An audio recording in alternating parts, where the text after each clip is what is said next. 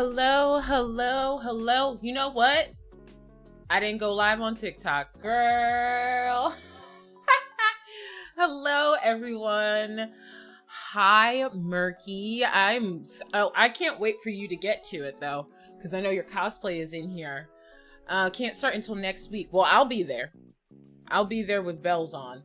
I'm very excited to be playing Apollo Justice Trilogy today.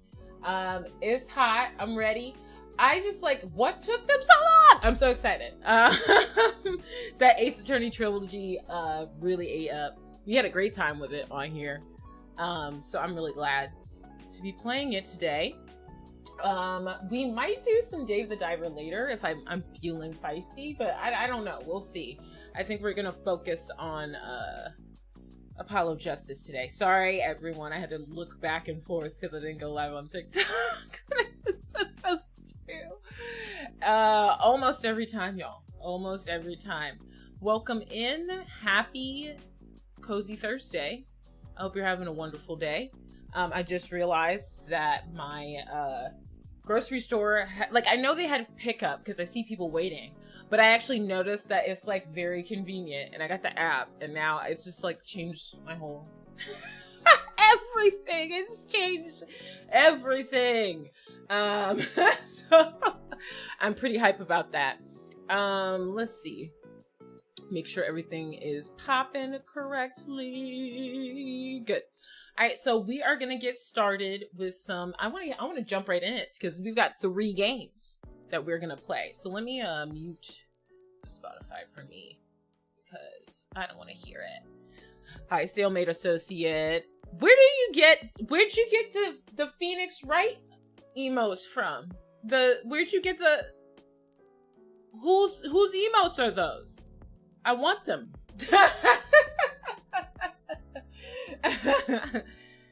Oh, the Pie Man. Oh yeah, he does play. Yeah, he does play it. All right, good to know. I just be stealing stuff from this man. The reason why I do my 3-minute breaks with stuff involved is him. Okay, so let's get this party started with some Apollo Justice. I'm really excited. I'm ready. The music is hitting. It's hitting.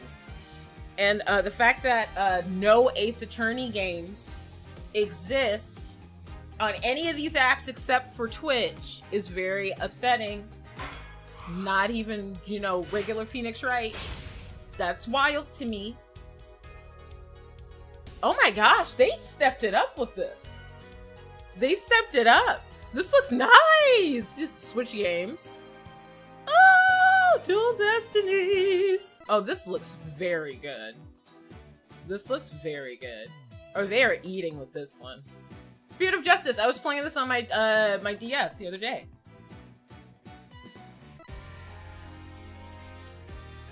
Oh, I don't want spoilers. Let me go back. Okay, new game. And you can go by the episodes. Girl, this is so good. I'm very excited. It looks very pretty. It looks very fancy. Fanciful. Hi, Super Mew. Welcome in. I hope you're doing well. Just got started. Literally. With this game. And I haven't played this one yet. I have played the 3rd. But not this one. I possibly play the 2nd one, but I'm gonna have to look at it. Showdown time. Okay, chords.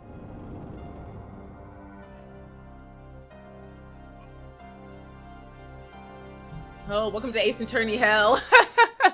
Not the Ace Attorney Hell. I love Ace Attorney. That Phoenix Wright trilogy got some good play. For a 2007 game, it doesn't look bad. So did they not do anything to adjust what it looks like, do you think? Not even a little bit? Well, you know what? They wouldn't need to do a lot. It's not technically, exhaustive. It's pretty So maybe, yeah, maybe it just looks good. They made Apollo shiny. I think they might have just like been like, but like they didn't have to do much, you know?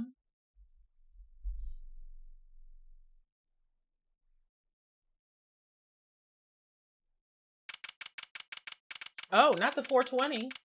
It's the year 69. Stop. I'm a child. Okay. Panicked, palms sweaty, knees deep, arms are heavy. There's vomit on my sweater already. Mom spaghetti. I admit it, I'm nervous. Maybe QLL changes. Sometimes handhelds have wonky control. Yes, they probably definitely had to do that. For sure. That's a good point. Ah, good morning. Ooh, hey cutie. That is an outfit. You look tense. Kristoff. Oh yeah, he's gonna be a dick, ain't he? He's gonna be a dick, isn't he? You look tense, Justice. Wound up tight. What, wound up, sir? No, I'm loose. I'm fine. That screeching noise. Is that your voice? I suppose it's to be expected. Your first trial, and it's a homicide? I guess justice doesn't start small, huh? That was very, like, Phoenix-like of Apollo. To have your first trial be a murder trial. Very Phoenix coded. I'm fine. I got about 5 a.m. to do my Courts of Steel voice workout. I'm fine. Ah, that explains it. I did take a certain rasping quality to your screech. Overdid it again. As you know, your client today is a good friend of mine. I wouldn't want to let him down, if you get my drift. Drift gotten, sir. I'm all over that drift. As it happens, I dined with him the night of the murder. We can't let this case fall through. He did it! Kristoff did it! It was Kristoff all along. Yes, I'm fine, sir. One more thing. Don't say you're fine quite so much. People might take you the wrong way. Whoop. I'll be preparing for our case. You might want to introduce yourself to the client.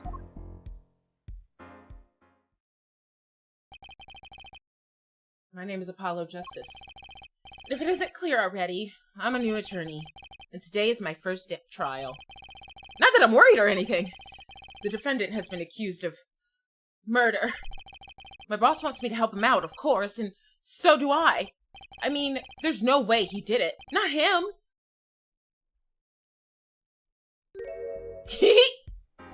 Sorry. I'm sorry. I know the twist. Whoa! Today is the day I become a bully victim. For sure. We've been playing this game for 5 seconds and he already got dragged the whole 5 seconds of the game. Good morning? Morning. It's all up to you today. First trial, nervous. Meeting him, cardiac arrest. Hi, Nikki, why are you hot? I know, this is a good look for him. This is a good look for him. I think I'm supposed to say something. Help? So you're fine. I'm fine. Ah, Mr. Fine, is it? I did remember you having an odd name. Well, we're off to a great start. Are you sure you're okay? I mean, with me? Mr. Gavin is a top-notch defense attorney. He's your friend, so why? You'll see. You can do it. Be confident. I'm really sorry this happened to you. I mean, it's time. Shall we? Yes, sir.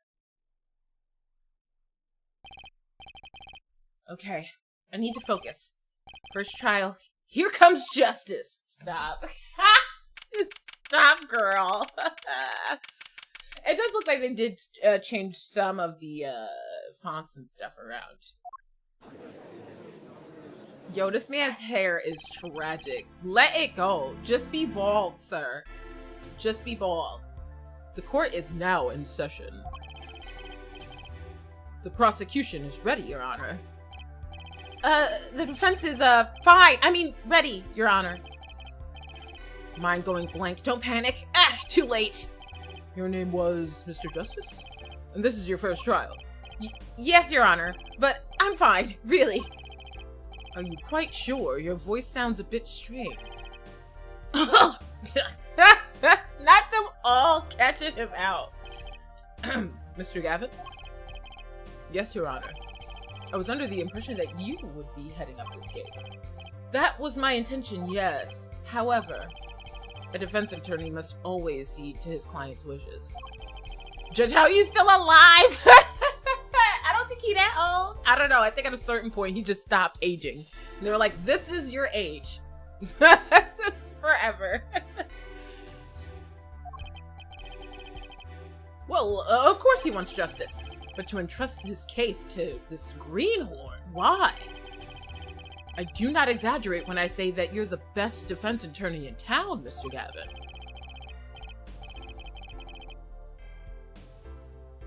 Is he too stupid to die? I don't think so. Because then in that case, a lot of people in this game who have died would be alive if that was the case. Let me allow that. Oh, Lord. Yo, they said don't bully him. Not the reverse Benjamin Button disease.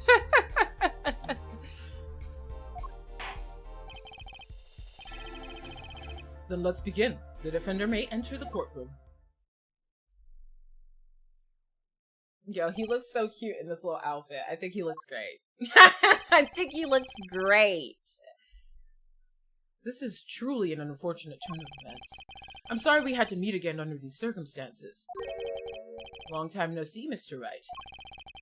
Let's put the past behind us, shall we? Let me bully the judge. He know what he did. He is very... There's something wrong with him. These days, I'm merely Phoenix Wright, piano player. Mr. Wright, how could you do this? How could this have happened? I won't speak of it further, then. If the prosecution would be so kind as to explain the charges, Mr. Payne. To think I saw you enter this room a fresh attorney, and now I see you leave in chains. You hope so. And he isn't a good piano player. Let him find his way, okay? Let him just have fun, you know? Ah, Winston Payne. Subtle as ever, I see. You know what? The no fucks look good on him. Okay? The no fucks look really good on Phoenix. Our ace attorney. The crime occurred at the Borscht Bowl Club, a Russian restaurant. The defendant, Phoenix Wright, took the victim, a customer, and he hit him, wham, on the head. Smack! Killed him cold. A customer at the restaurant, you say? And the defendant? You say he was... the pianist for the club, it seems. I wish to know what is wrong with Payne. So much! It's so much is always wrong with his hair. Okay? He needs to give it up. Just be bald, sir. Phoenix Wright? A pianist? This is the weapon that took the victim's life, a bottle of grape juice. And his suit. His suit would look better on somebody else. Because, dear God, his hair looks wild. It's wild that he has a fuck-ass bob, but does not have a fuck-ass bob. Because I feel like a fuck-ass bob requires bangs, or at least hair at the top. We'll say this is his version of a fuck-ass bob. Just what is going on? The court accepts the deadly bottle as evidence. Deadly bottle added to court record. Something to note, Justice. All evidence is filed in the court record. Okay, yeah, I know how to do that. Girl.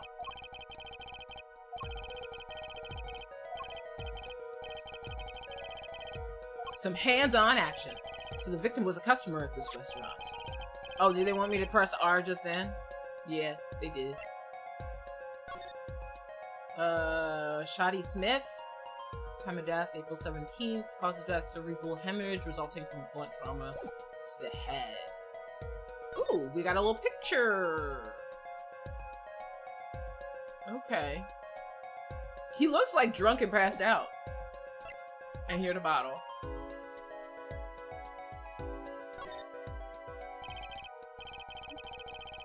Grape juice. How long has it been since I drank grape juice? Apparently it's Mr. Wright's favorite drink. I wonder how well it goes with borscht.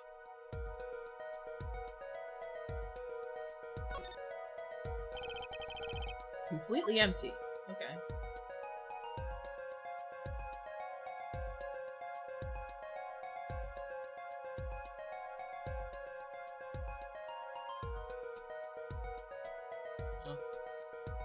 Okay. Just wanted to look at our little evidence to store out. But just who was, Shoddy Smith fellow? We believe he was a traveler, Your Honor. A traveler? According to his passport, he's been out of the country for a number of years. He only returned to this country recently, though his place of residence is unclear. And he had some sort of connection with the defendant? That, too, is unclear at the present, Your Honor. We believe they first met at the Borscht Bowl Club on the night of the crime. If they had only just met, then why murder? Perhaps the victim slighted the defendant's piano playing? Hey, yo! Yes, it's the Apollo Justice Trilogy. Hi, Kitty. Welcome in. That doesn't appear to have been the case. No, the motive had nothing to do with the defendant's lack of playing skill. At least not piano playing. Let this photo explain what I mean. So it was cards. As we can see, a game of poker was in progress at the scene of the crime. Wait a second. Isn't poker gambling? That's a crime and... Oh, wait. But can't you play poker without, like, actually gambling real money? You can play the game without money. Indeed, it appears our defendant has fallen to become the basest sort of criminal. Is it true that the defendant was engaged in a game of poker with the victim? Yet it was only that, a game. In the purest sense, a competition, Your Honor. A competition? Yes, a test of wits, a silent clash of passions. Only the cards, their backs wreathed in blue flame, know its final outcome. Come again? The cards on the table had blue backs, Your Honor. I believe the defendant was waxing poetic in an attempt to mystify those present. And impress women. Are you mad? You sound mad. That will be our first order of business here, then. To find out more about this fatal game of cards. Girl. Very well, defendant. You will testify to the court about the poker competition. My pleasure. This is it. My first trial. Here goes nothing. Hey, Phoenix!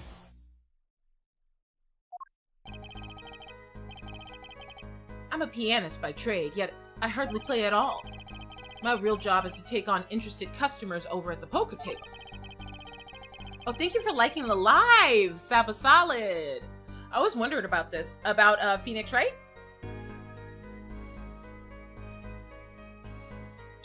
The room where we play and the competition in there are the club's main attractions. The rules are simple. We play a game of poker using decks of cards. That's all it is, a game, and our customers are happy. Okay, girl. Pianist who can't play piano? Better than a defense attorney who can't defend. Yo, how you shading him already? He ain't do nothing yet. Very well. The defense may begin the cross-examination. Right, Your Honor.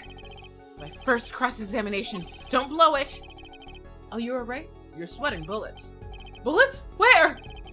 It's a figure of speech, Justice. Your voice sounds strained and raspy, too.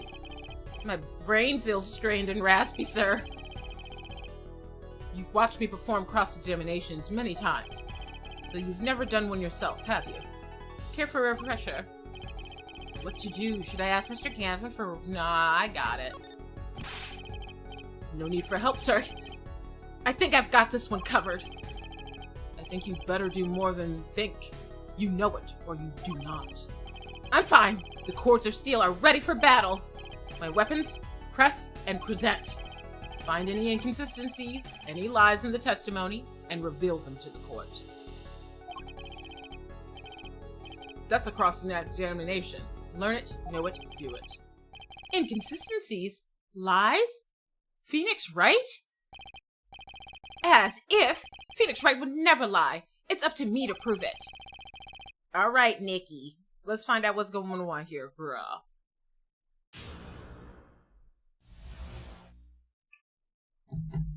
The competition.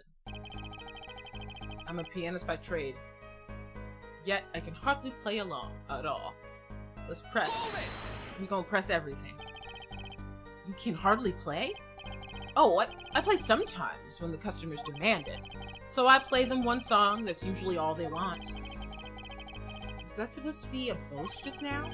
The title of pianist is a mask, a respectable face I wear for the world at large. Then why are you really at the Borscht Club? Here we go.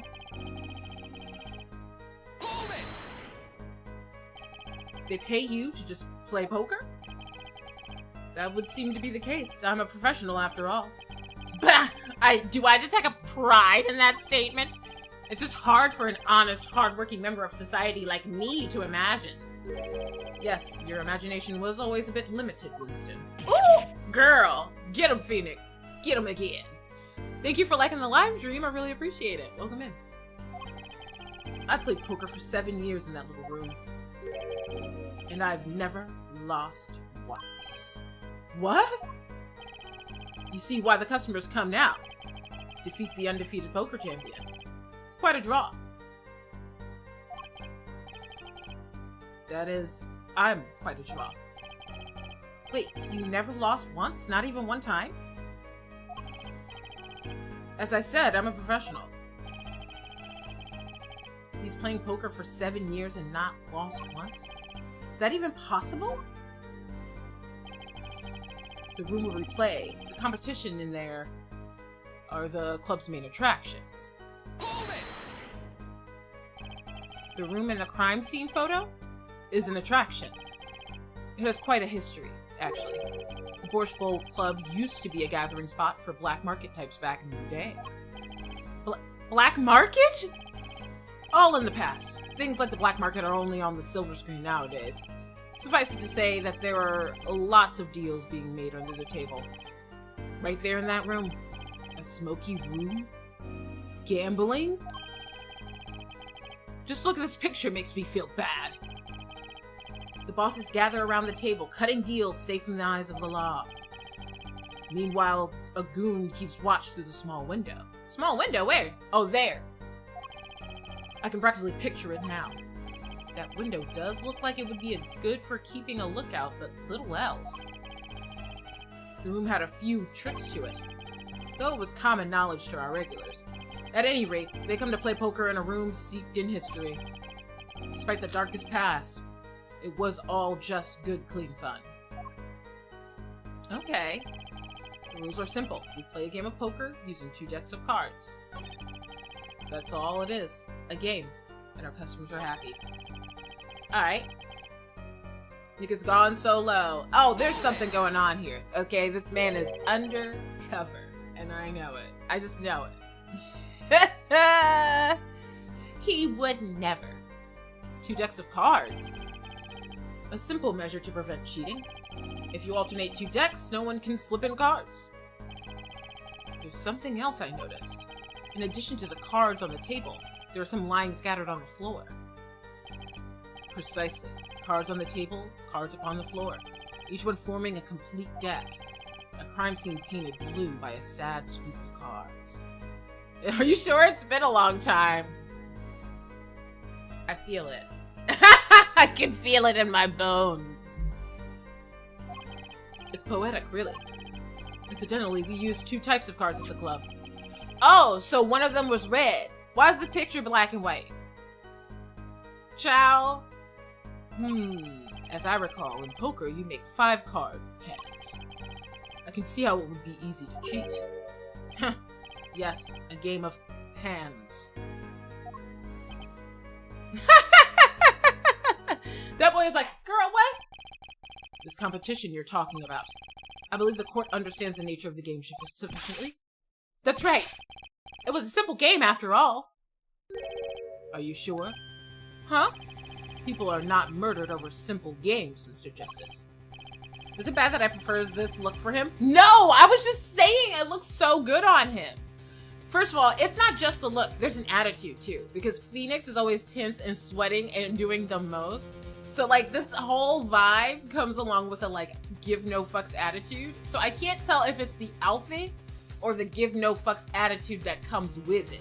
But either way, this is a look for him. This is a good look for him. I'm with you on that one. Defendant, you were in the room the very moment that the crime occurred. Yet you claim no connection to the crime? Relax Nix is awesome, right?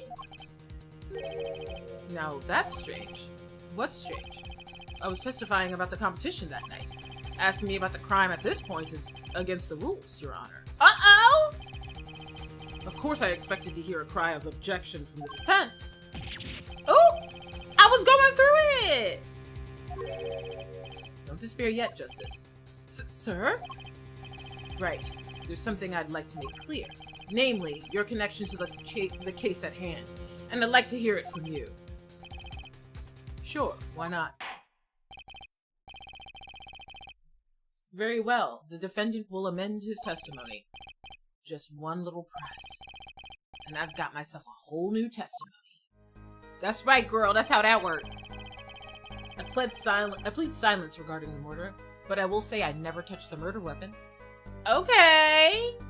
Also, the fact that he's a dad somehow also attractive. That's true. That's true. The responsibility of parenthood does add to it. That is true.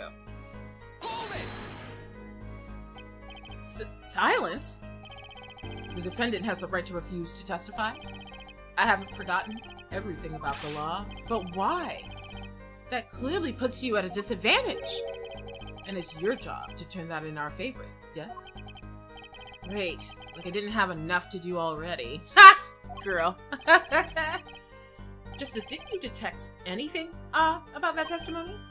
Huh. Wait. Something he said did ring a little strangely. Right, the hat is from his daughter. It's so cute. I actually didn't know that. That's the sweetest thing. Just one thing. Now, what was it? When you figure it out, I'd suggest pressing the evidence. That contradicts the testimony. A contradiction in Mr. Wright's testimony? But why? I better check the court record. I can imagine Mr. Wright lying in the testimony. Isn't it a little early to be jumping to conclusions? This is your first cross-examination. Take it slow.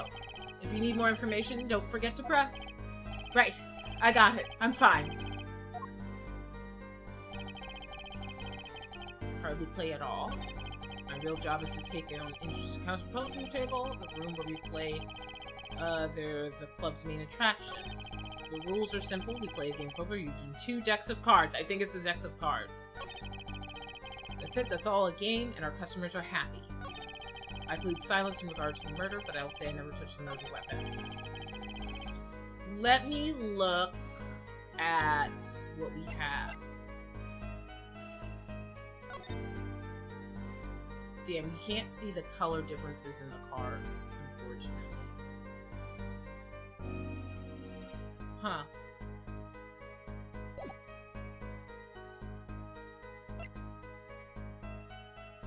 It was around 2 a.m. Single blow to the forehead. Huh.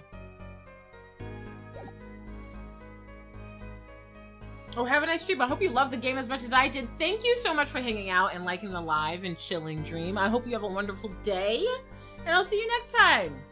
And I probably will. I probably will enjoy it. I do really enjoy the Ace Attorney game, so I think it'll be fine. Using 2 decks of cards. The room where we play and the competition are the club's main attraction. Take on interested customers over on the poker table.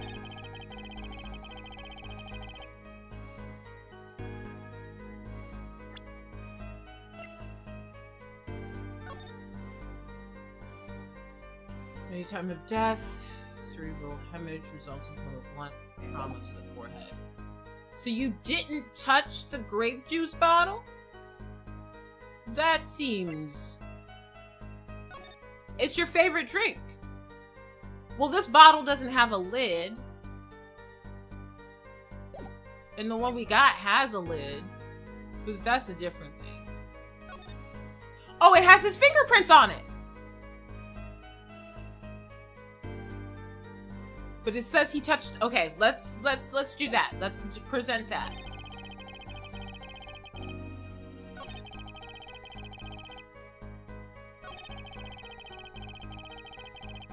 All right, it's present time.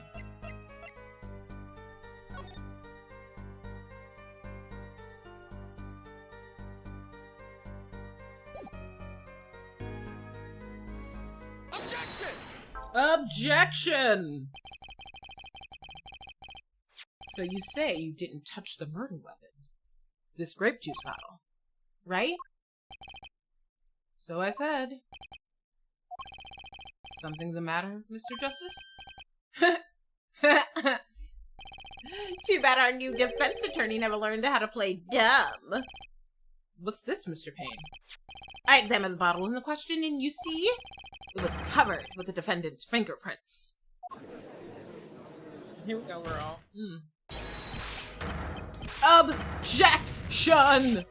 No need to shout, Mr. Justice. I can hear you just fine. No. We have to shout objection. That is the rules. Excess yelling can damage the judge's ears and our case. But what about my cords of steel? Anyway, what's so strange about the fingerprints on the bottle in the restaurant? Well, that's true. The prints alone. Ooh.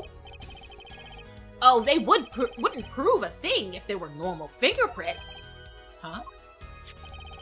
But if the fingerprints on the murder weapon were upside down. Oh, because he was holding it upside down to whack, is what we're saying. Gotcha. What does that mean? It means he was holding the bottle inverted, and there can only be one reason for that.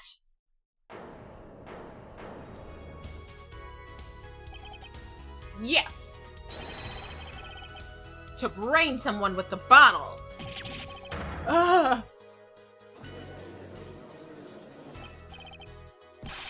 The animations are looking crispy.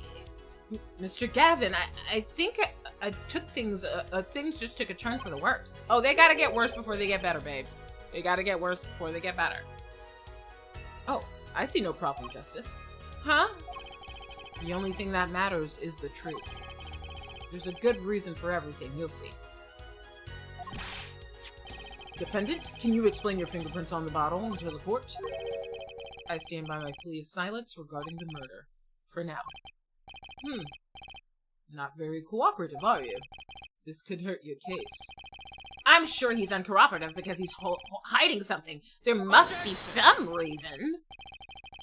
Your Honor, you seem to have forgotten something. And what might that be, Mr. Gavin? On the night of the crime, who was it who reported the murder to the police? Reported? Well, that was the defendant, Mr. Wright. But still. Really? Yes, well, according to the case file, the murder was reported from near the scene by a call from the defendant's cell phone. Near the scene? Let's take a look at Oh, was he through the window? He was through that motherfucking window, I bet. That's what it is. He's through the window. Through the wall. Through the wall. Hey. Hey. Sorry. Let's take a look at a diagram of the murder scene, shall we? The victim was murdered in a small room in the basement 2 floors down from ground level. Of course, cell phones can't get reception so far down. The defendant used the stairs to the hallway to go above ground. The call came from the 1st floor of the restaurant. I see. And this is the phone that made the call. Okay. Defendant could have just fled the scene of the crime if he so chose. Yet he fulfilled his duty as a citizen and reported it to the authorities. And you claim he's being uncooperative? Ugh! Nice save, Mr. Gavin. I Better not waste this. I think the prosecution has toyed with our client enough for the time being. Toyed? I assure you no one is more serious about... What was it you said? The defendant was in the room the very moment that the crime occurred? How could you possibly know this? That's a good question. How indeed? The answer is simple, Your Honor. The prosecution has a decisive witness. You're as good as they say you are. So someone else was in the room the night of the crime. That must mean they witnessed the crime. Everything up until now has been a warm-up, Justice. Are you ready? Very well, the prosecution may call its first witness to the stand. Oh, is this the waitress? The witness will state her name and profession. Hold on just a moment. Where's the witness? I surmise that she has been frightened by the defense's demonic-looking horns. Leave his hair alone. Yo, this man just lives to get dragged by everyone around him. Come on now. So I used a little hair gel. Relax, people. Have no fear. If any horns point in your direction, this court will cut them off. Girl, what? You are sure? I swear it on my gavel. Please, come out. Isn't violence against hair a crime, Your Honor? Violence against hair? The bald guy? Well, if you are sure, it is okay.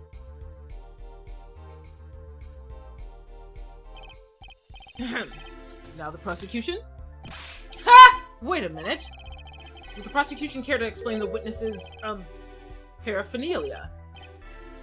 Yes. She's a professional, Your Honor. They are merely the tools of her trade. And that would be... My name is Olga Ori. I'm employed as a waitress in the Borscht Bowl Club restaurant. Then why the camera? Of course, it is my pride to serve borscht that is naming the restaurant. But I also perform, how is it said, other services? I take it one of these other services is taking the customer's picture. Da-da! Of course, for example, like this one. Oh. That's Phoenix with his little slides one. That's the defendant. Indeed, on the night of the murder. Man in white hat is one who gone kaput. Indeed. That is the victim. Order! Order! This is quite a piece of evidence to casually drop into our laps. I had no idea Apollo was already out. It literally came out today, Kamara. Welcome in. How are you? I hope you're doing well. This is quite a piece of evidence to casually drop into our laps. It is the same way I dropped cold bowls of borscht on laps of customers. Casually. Why is it? Oh, Lord. The court will casually accept this new evidence. Now, witness, where were you at the time of the murder? I was in room. The hideout. The hideout. Like we call it. Excuse me, the hideout? It is a room where famous gangsters, bad guy was arrested. It's room where murder took place. What? Your look of utter surprise is lovely. I will post my courtroom door later for you. Photos will be numbered and you will write which ones you want copy of. So there were 3 people in the room at the time of the crime. The victim, Mr. Wright, and Olga. Hi, Sang! Can't say much as I want to, but have fun. This case is already a wild one. Oh, right? Right out the gate! I didn't do my hey girl hey! Hey, how are you? Welcome in, we're playing some Apollo Justice. And if Mr. Wright isn't the killer, that means... Very well, witness. You will testify to the court about that night's events. Wait, hold on. Let's go through it first, and then I'll go through our evidence. Because we did just get some pieces of evidence. That night, customer asked me to deal cards for him. It was cold. Both players played with hats on. Duh. The victim he plays whole time with his hands on locket at his neck. Then last hand is done, but something terrible has happened. Duh.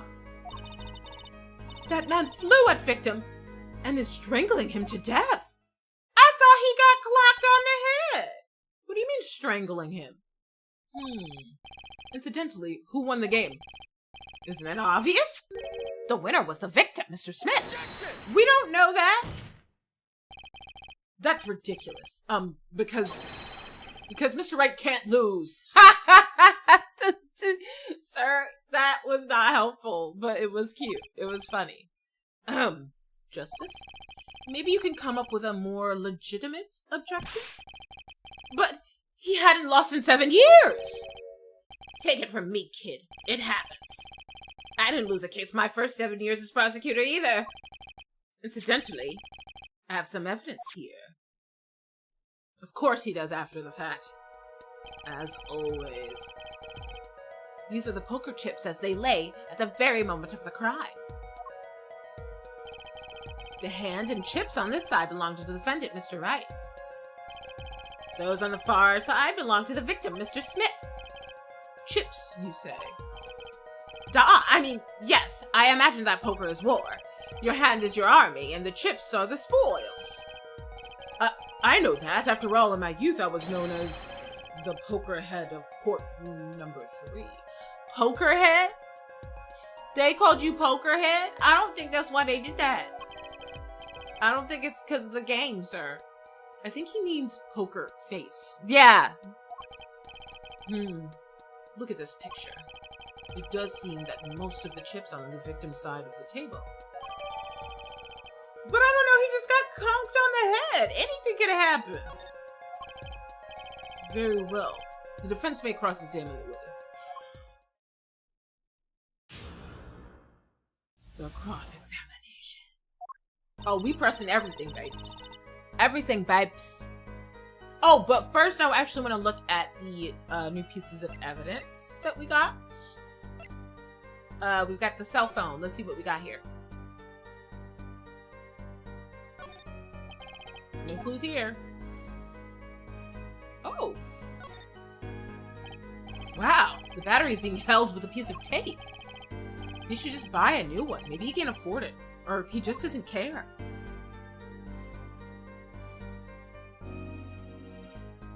Huh. Okay, that's all we get to look at on the phone. We can't turn the damn thing on. Okay, girl. Okay. Okay, so this is the front part of the shop and not in the room. Okay. Here's the bottles of grape juice.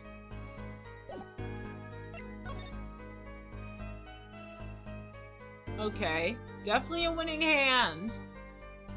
Sam! Sam! Okay, let's say,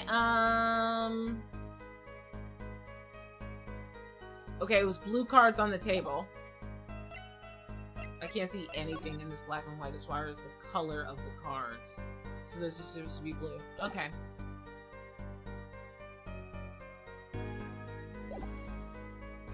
That night, customer asked me to deal cards for game. Why would he ask you?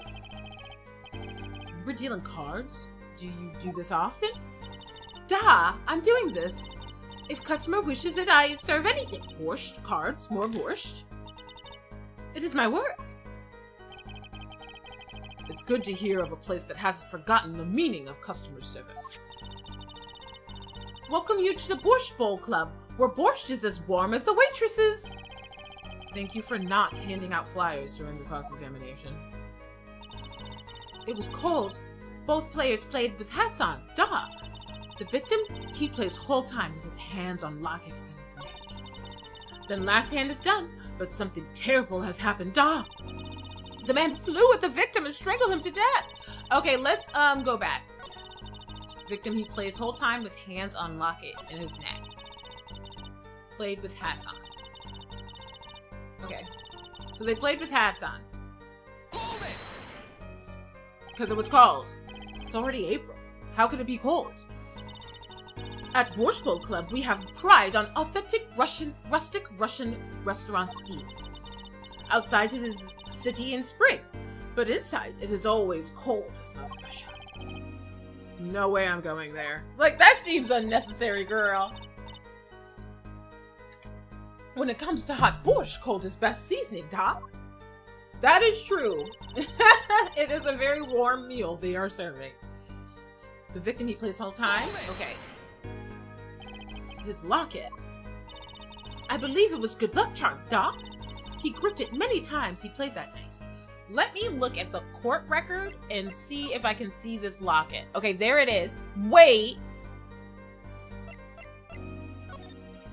Locket's gone in the death scene. So, locket is gone there. As that night. Yes, he must have felt as though it might carry him to the moon and the stars. Though, if it were small enough to fit around his neck, it wouldn't have much lift. The defense would like to clarification. This is a locket we're talking about. I mean, a pendant with a picture in it, right? Not a rocket? Of course I knew that. It's probably a pendant shaped like a rocket. That's why she called it that. No, a locket's a locket. It's considered bad form to poke fun at the hard of hearing in our society.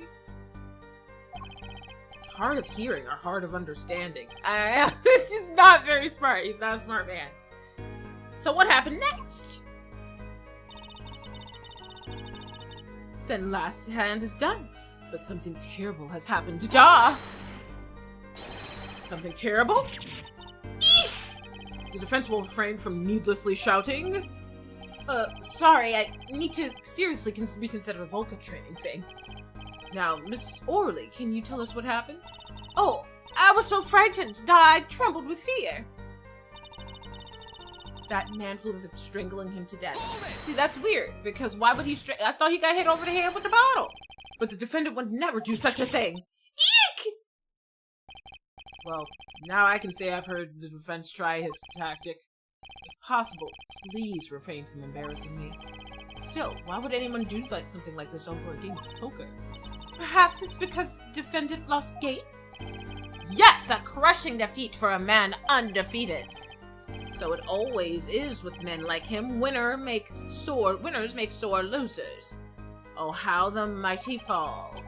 Oh, he is reveling in Phoenix Wright losing something. For once. Go ahead, I believe you. I believe you. I believe you know what it is you need to do. Right, sir. Leave it to me. There were only 3 people in the room at the time of the murder. The victim... Okay, so let's bring up the locket. The locket is not in the picture, but you're saying it was around his neck. So let's do that. Alright, we've got an ad in about 5 minutes, so we do 3-minute ads every hour. I know that sucks, but it is helpful to the stream. And, oh, I love Ace Attorney streams. Me too, Pat. Me too. So on Twitch, we are going to do a 3-minute break. I think this break, we are going to do words on stream. So I'll put words on stream up, and y'all can play and participate in it. And yeah, that's the game. that's the game. But that's in about 5 minutes. We'll have a break. Game to deal cards. It was called Let's Get to the Locket. Alright, let's get to the locket. And the fact that the locket is not in this picture. Objection! Nope. Your Honor. Yeah, nope.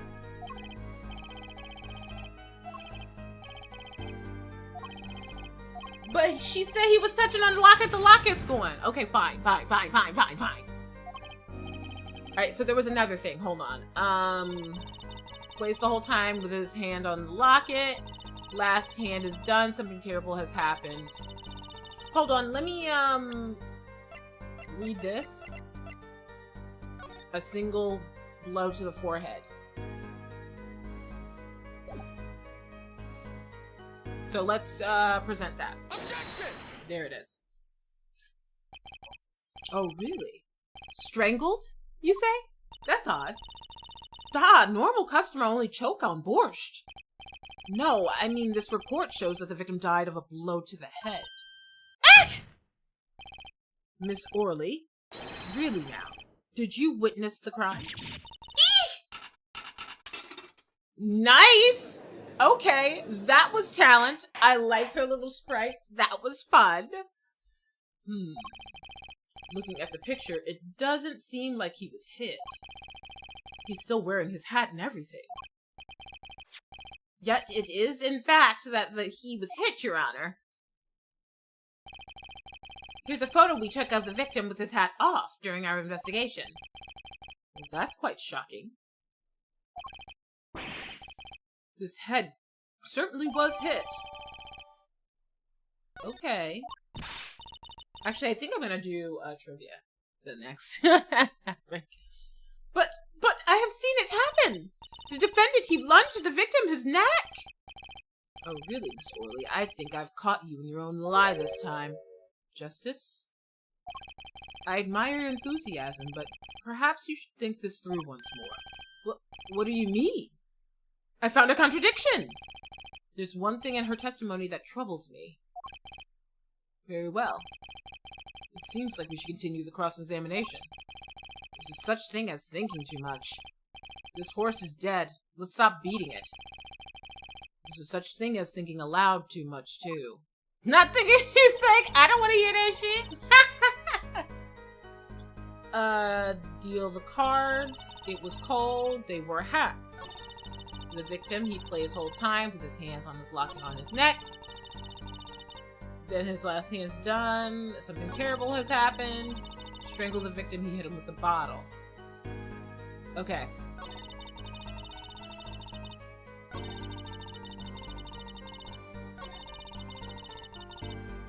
Played with hats on. He's got his hat on.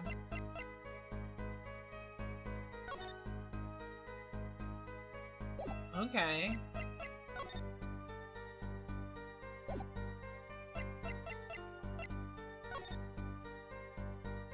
Huh.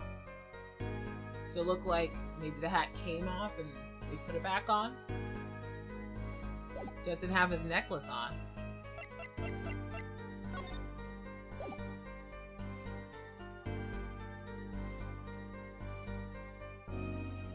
Huh.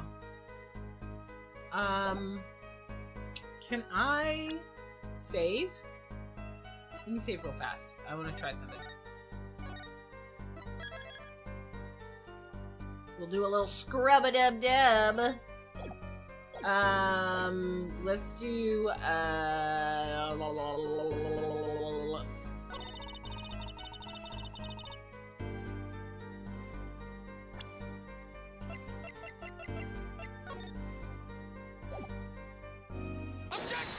Oh, I was right!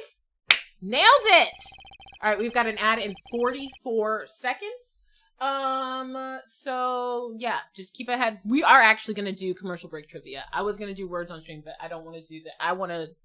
We'll do commercial break trivia in about 31 seconds. You know, there was one curious part in your testimony, just like Mr. Gavin said. What does it mean? Mr. Justice, would you care to explain what it is you're thinking so intensely about? All right, let's get over to the commercial break trivia screen. We're about to do the commercial break trivia. So, every hour we do 3 minutes of ads, and some of those 3-minute breaks are going to involve commercial break trivia. So we are going to do film and television trivia. I've already started to mix my Black History Month romantic comedy trivia in there, so we've got some new questions up in there. Hopefully they pop up. But this is how this works. So once the question is in the chat, you can see in the chat below if you are on TikTok. Once the question is in the chat, you've got 30 seconds to answer the question, 1, 2, 3, or 4. And once you put that answer in, there's no going back. There's no going back. And you can get channel points if you play on Twitch. You can win some channel points in which you can use to do fun stuff on the channel. So let's get started with our first question for commercial break trivia today. All right. What is the name of Eddard Stark's blade in Game of Thrones? What is the name of the Stark sword? Is it 1, snow, 2, storm, 3, ice, or 4, wolf? What is the name of Eddard Stark's blade in the show Game of Thrones? Real question. Real question. We know what happened to that shit. What is the name? The correct answer is ice. 3. Ice is the name of Eddard Stark's sword, in which the Lannisters take and split it into several ancestral swords because they don't have one. It's pretty messed up. Instead of giving it to his family. Next question. What is the highest grossing movie of all time when taking inflation into account? Is it 1, Titanic, 2, Avatar, 3, Avengers Endgame, 4, Gone with the Wind? 1, Titanic, 2, Avatar, blue people, 3, Avengers Endgame, 4, Gone with the Wind. And when taking inflation into account, which is the highest grossing movie of all time? Get your guesses in.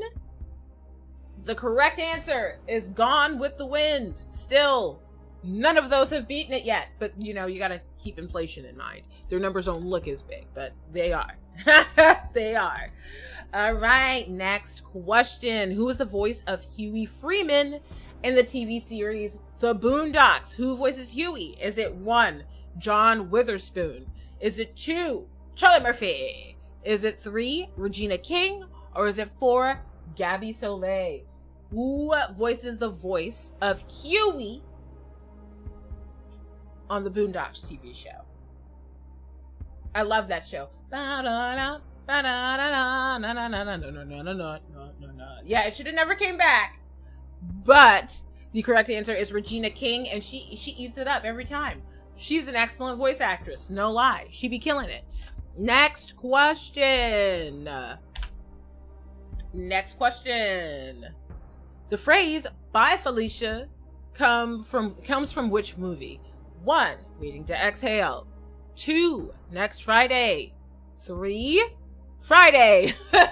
4, Blue Streak. Here's the thing. I just know a lot of people were saying "Bye, Felicia." They don't even know where it came from. Hi, bro. Namaste. Welcome in. Which movie does "Bye, Felicia" come from? The correct answer was Friday. And I remember when I first heard "Bye, Felicia" in the wild. And I was like, oh my God, I love Friday. I can't believe you watch Friday. And that lady was like, what? Like the movie? Girl, where do you think that came from? She thought that came from the internet. All right, one last question for commercial break trivia. One last one. Which actors starred in Glory? Which ones were in Glory? Is it 1, Denzel Washington and Forest Whitaker? Is it 2, Denzel Washington and Morgan Freeman? Is it 3, Danny Glover and Forest Whitaker? Or is it 4, Danny Glover and Morgan Freeman? Which 2 actors are in the movie Glory? What a good movie. Matthew Broderick's best work. And the correct answer is 2, Denzel Washington. Congratulations, bro. You got it. Enjoy your cookie cats. And back to the game. Sorry, I'm on the console today. I had to remind myself.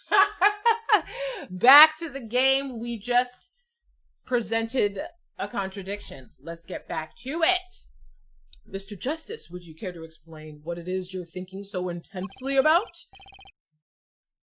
I had to watch that for history class in high school. Same! We did also watch Glory in middle school and high school. They love to bring that one out of the work. But I don't think they do that anymore, and I think they should. I don't think we talk about Glory enough anymore. Let's get back to that. It's a very good movie. Recall the testimony, Your Honor. The victim played with his hand on his locket at his neck, I believe she said. I hope you aren't about to raise an objection to the witness's grammar. No, but look at this photograph. Do you see a locket on the victim's neck? Well done, Justice. I'm impressed. I knew you'd be able to handle this. See, I jumped ahead. I wanted to say something about the lack of the locket before, but I guess the picture, we needed a clearer picture for this now. But what does it mean? If we are to believe this witness's testimony as is, then the locket disappeared following the victim's death? Lockets just don't disappear, Your Honor. Well, I guess we could say Phoenix grabbed at it, that's why it looked like he was choking him, and then clonked him on the head, but I don't know. It's quite simple when you think about it. If the locket is gone, someone must have taken it off, no? Isn't Phoenix wearing it, like, right now?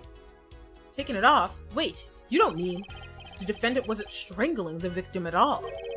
He was taking off his locket.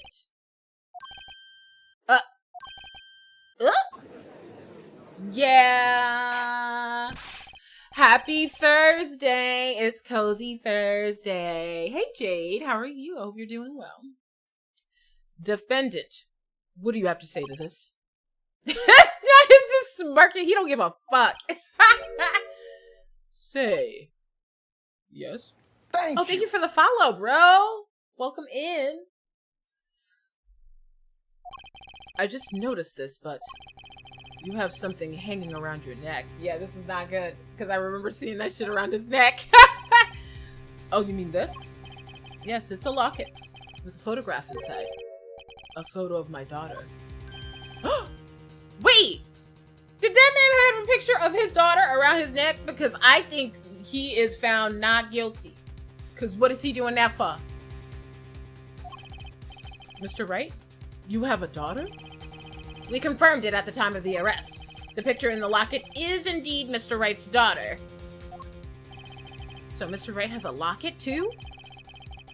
Why don't I buy this? It's just a coincidence. Alright, I need to look at the picture of Phoenix and that guy real fast. Hold on. I need to look at this real fast. Does he have a locket on? I can't see. I can't see if he has a locket on. I can't see if he has a locket on. Damn. Okay. Okay, girl. Perhaps we should hear a bit more of the outcome of the game. Further testimony won't really be necessary. It's clear the defendant lost. Badly. Miss Orley? You will testify to the court about the game played between the victim and the defendant? Duh. Okay.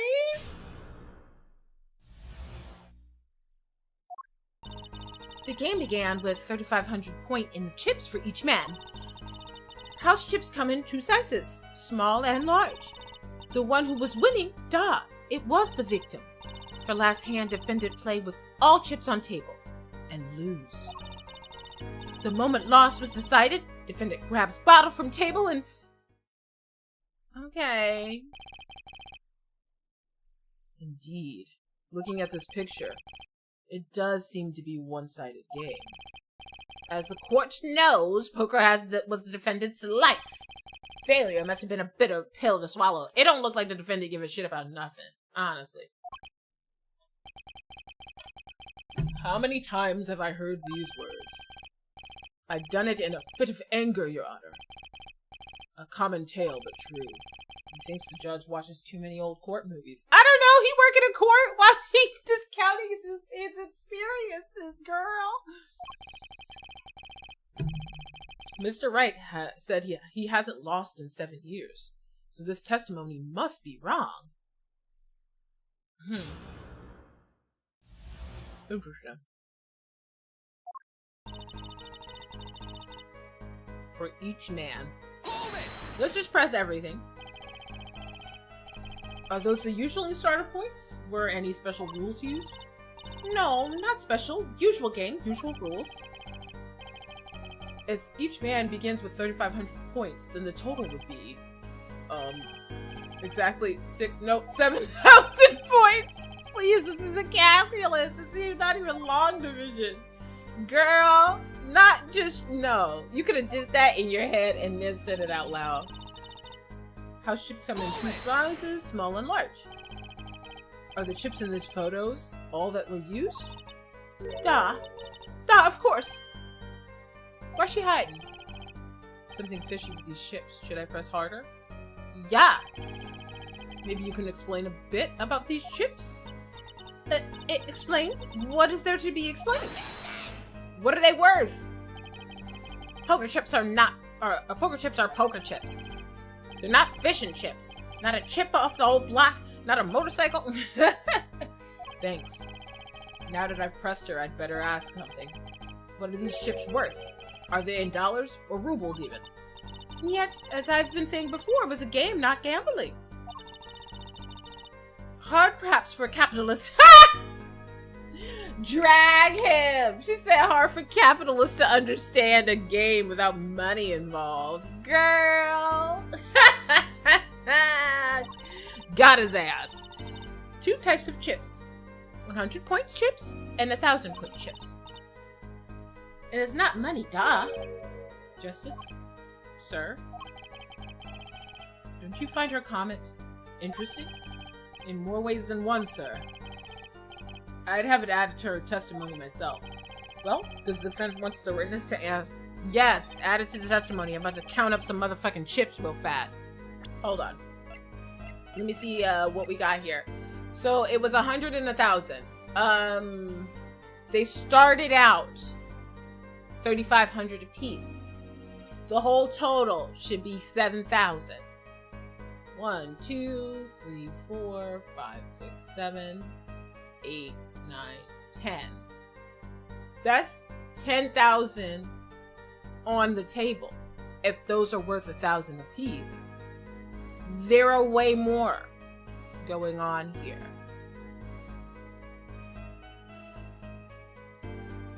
Huh. Interesting. Add it to the testimony. I wish I knew where I was going with this. I'm going somewhere. Your Honor. One kind of chip is worth 100 points, and the other kind is worth... Well, maybe the big chips are worth the 100. I mean, the 1,000. Let me look again. So, that would be 1,000 right there if those were worth 100. And if these small ones are worth 1,000, that's 1, 2, 3, 4, 5, 6. That's 6,000 there. Okay.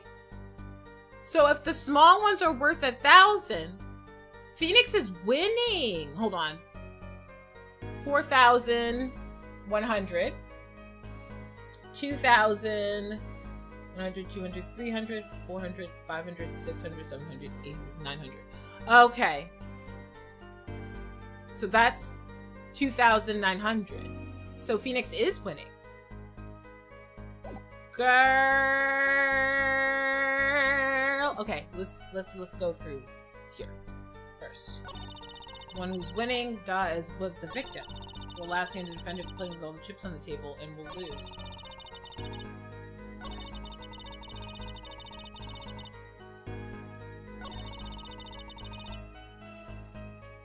Yeah, let's present it. I wonder... Let me save. Let me save first. And then I'm going to try to present this. I'm going to try to present this... let's see. The victim was the one who was winning. I think I present it here. Hold on. Defendant play all the chips on the table and lose. The moment loss was decided. Defendant grabs bottom from the table and... Oh. Alright. Yeah, I think I'm gonna try to put it... Either I should put it through the 3,500 or I should put it here. Let's try it here. Perfect! I can already tell it's right. You're sure it was the victim who won? Absolutely sure. Oh! It seems our new attorney is a bit confused. A glance at the picture is enough to tell you who won. If you're not a kindergartner, well, you should have did the math right and you would have realized that that's not possible. Just for safety's sake, could you explain the problem to the court? Of course, Your Honor. In this photo, I see small chips and I see large chips. Tell me, which were worth 1,000 points? Why, the big ones, of course. Duh! That's the assumption you would make. Oh, I thought so too. But then the totals don't add up. The totals? Let's review what the witness told us. Each man starts with 3,500 points in chips, and the combined total value of the chips was 7,000 points. Yes, if my calculations are correct, let's see, 3 plus 1 carry the 5? They are, Your Honor. Now, look at this photo that allegedly shows all the chips. If the big chips are worth 1,000 points and the small chips are worth 100, and you add them up, how much is it? Do it yourself. You aren't a kindergartner, are you?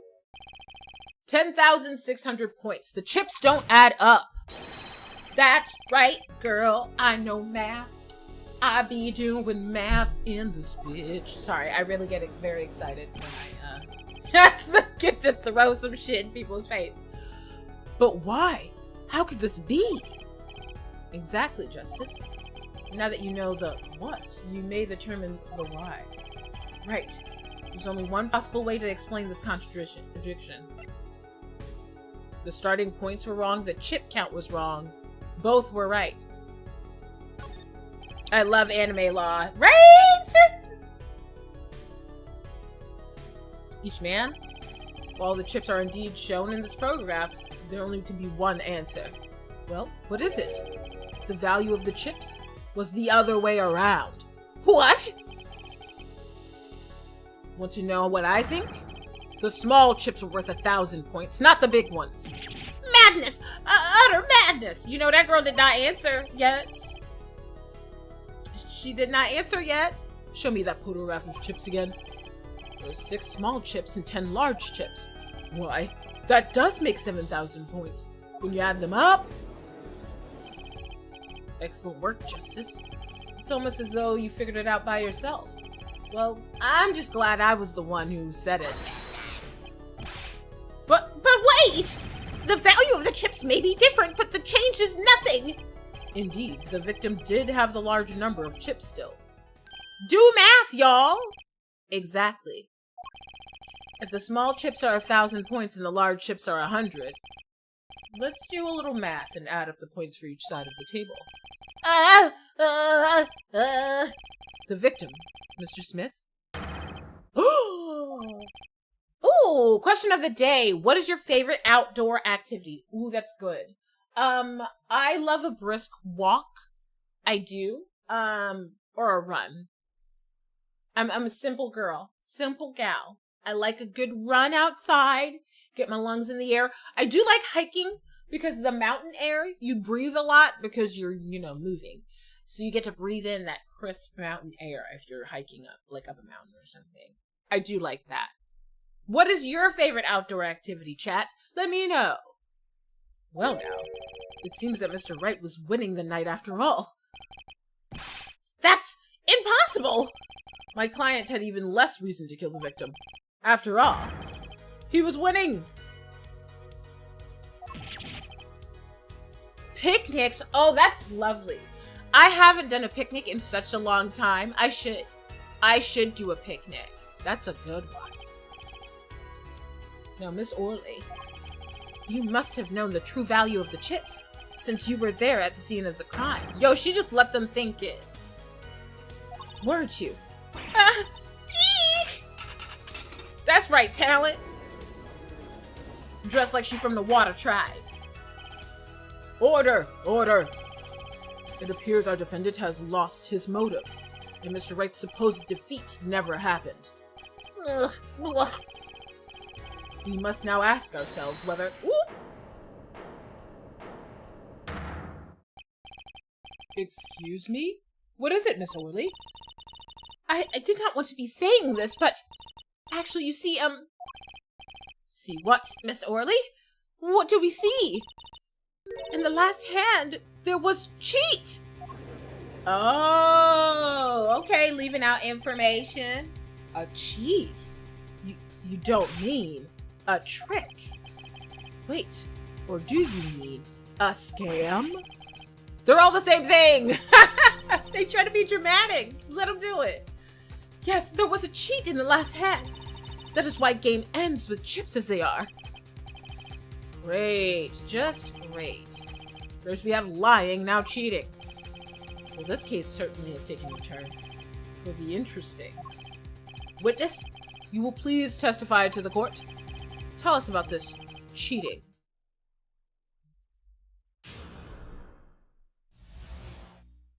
I like going for walks. Walks are nice.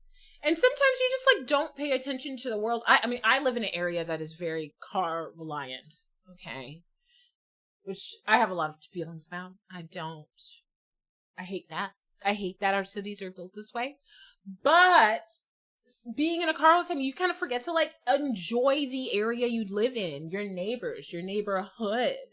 I love a walk. It connects you to the area that you live in just a little bit. Just a little bit. I feel like it just brings you a little bit closer, you know? The final hand. The last hand, both men had full house. There is 4 of each card in deck from ace to king. If you look at both men's hands, cheat is more obvious. The next moment, game becomes argument. Duh! The defendant trick was exposed. He took bottle in his hand. Poor Mr. Smith. Mr. Smith? Is that man's last name Smith? Hold on. Poor Mr. Smith. Oh, it is Smith. Okay. Just had to check. I was like, I don't remember it being Smith. Maybe there's another person I need to be looking to. Why did you not tell us the court about this from the very beginning? I thought I smelled a cover up here. Well, folks, it's time to throw back the covers. A full house is a very high-scoring hand. Not easy to make in my experience. That alone is enough to suspect less than scrupulous tactics. Mr. Gavin. What's a full house? Lawyers these days, you don't know your poker? I can't say this bodes well for your case or your career. What is this, some kind of secret court poker ring? Justice? You know the term 1 pair, 2 pair, 3 of a kind, yes? Yeah, no problem. 2 cards with the same number make a pair, and 3 makes a 3 of a kind. Good. Now, picture a hand with 1 pair and 1 3 of a kind. That's a full house, babes. That doesn't sound very easy to make, does it? You can see each player's hand in this photo. Okay. Okay. We forget. There's an easy way to make a full house and go undefeated for 7 years. You cheat. The defense may cross-examine the witness. If he did cheat in the last hand, that still leaves one important question. Mr. Wright lost that hand. Who's ever heard of a professional con man losing when they cheat? Good observations. The final hand. Hold on, let me save. I know how this go. Alright, the last hand, both men had full house. Just how hard is it to make a full house anyway? It is quite hard, duh. It is making a pair and 3 of a kind at the same time. I guess that's right. Very difficult to be sure. You can take my word as a poker head of courtroom number 3. Very difficult, duh. But it's not impossible. Okay, full house hard. This line of questioning, a waste of time. It was not! You gotta establish these things. 4 of each card in deck from ace to king. 4 of each card, you say. Da! There was 1 spade, 1 diamond, 1 heart, and 1 club. Wait, hold on. Let me look at this picture. Let's look at the resulting. Okay, we don't see what was. Okay. Okay. I'm just making sure that the cards aren't going to release some information. Okay. So far, so correct.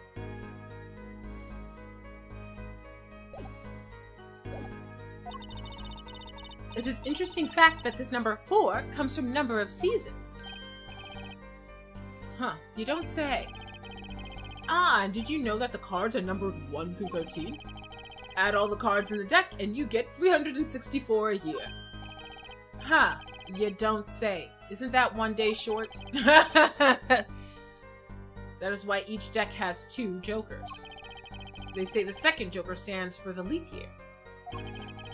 Thus you have a perfect representation of the year, all in a deck of cards.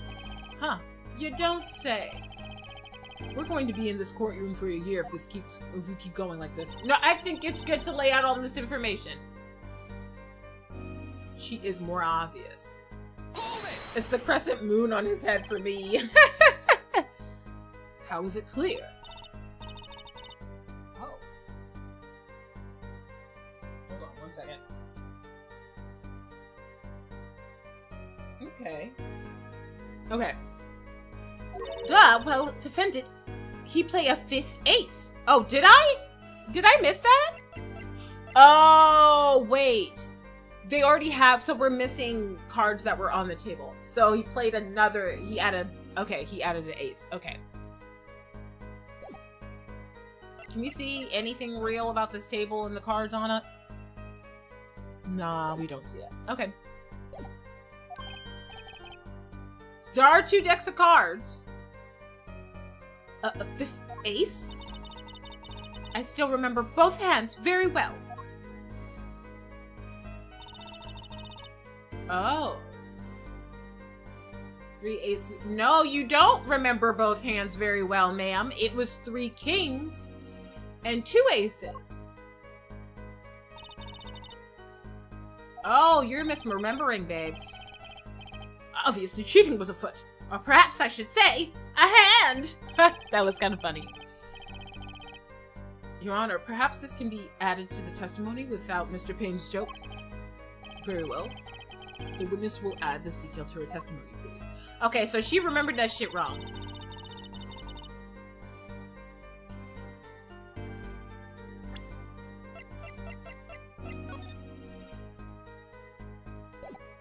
Objection! It appears the witness is mistaken. Mistaken? But my name? She said my last name isn't taken? Look at this piece of evidence. Clearly contradicts what you said in your testimony. That's the photo of the chips, is it not? Justice, perhaps you ought to explain your point in a way the judge can comprehend. In other words, use your finger to point out your point. Yes, please point out the contradiction in this photo. All right.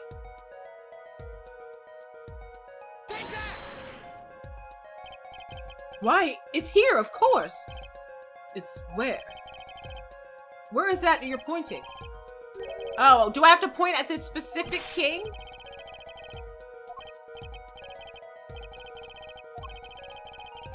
Well, that's annoying. Okay, so I don't remember which king she got wrong. I thought it was the black one.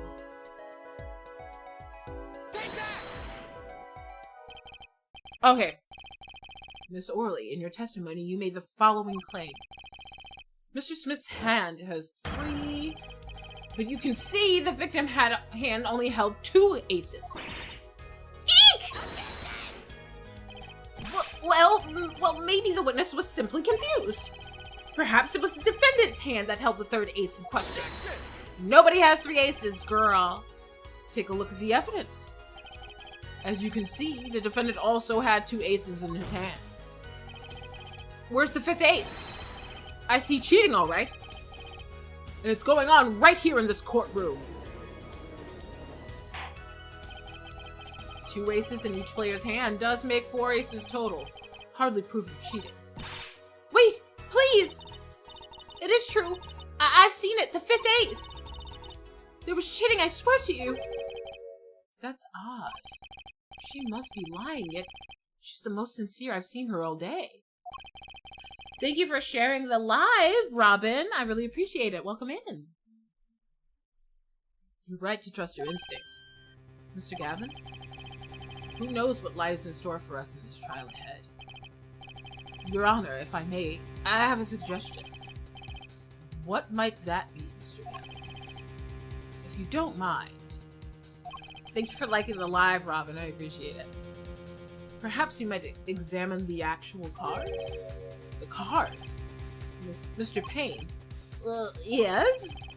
The players' hands that night were set aside as evidence, were they not? Thank you for liking the live, Delusional Millennial Barbie. I really appreciate it. Welcome, I hope you're doing well. The defense would like to request the cards be shown to the court. Yes, because that's a black and white picture, and I can't see what color, because there's 2 different decks, one's red, one's blue. I can't see which is which. Which will you examine? The victim's cards or the defendant? Just give them both.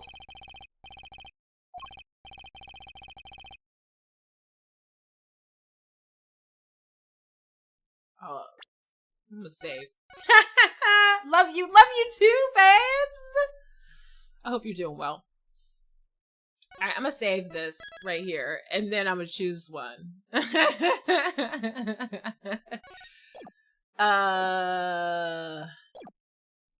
let's see the victim's hand. It was the victim's hand that changed over the course of the witness's testimony. The defense requests time to examine Mr. Smith's cards. Very well. Mr. Payne, if you would. Very well. Okay. It looks like it is on the table. Well, time's a-wasting. Get to it, Justice. Yes, sir. Alright, let's look at these motherfucking cards.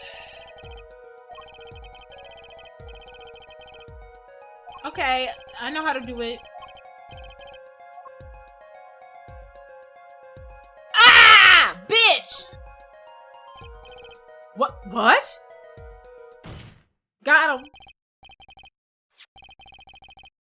Look at this. One of the victim's cards. The back is a different color. Huh? That's impossible. But I put the card in. You did it! Oh, she was in on it, girl. I know it's probably a good reason, though. She's like, but I had to give borscht to my mother. I don't know. I know she got a reason. No, yes. Amelia said, da, I have eek. Your Honor? Mr. Gavin, yes? Tell me what is the easiest way to cheat at poker. To cheat? I'll tell you. One merely needs a friend. A comrade, shall we say. Girl! Snitching on herself. Right? Stressed. She's so stressed, she's snitching on herself.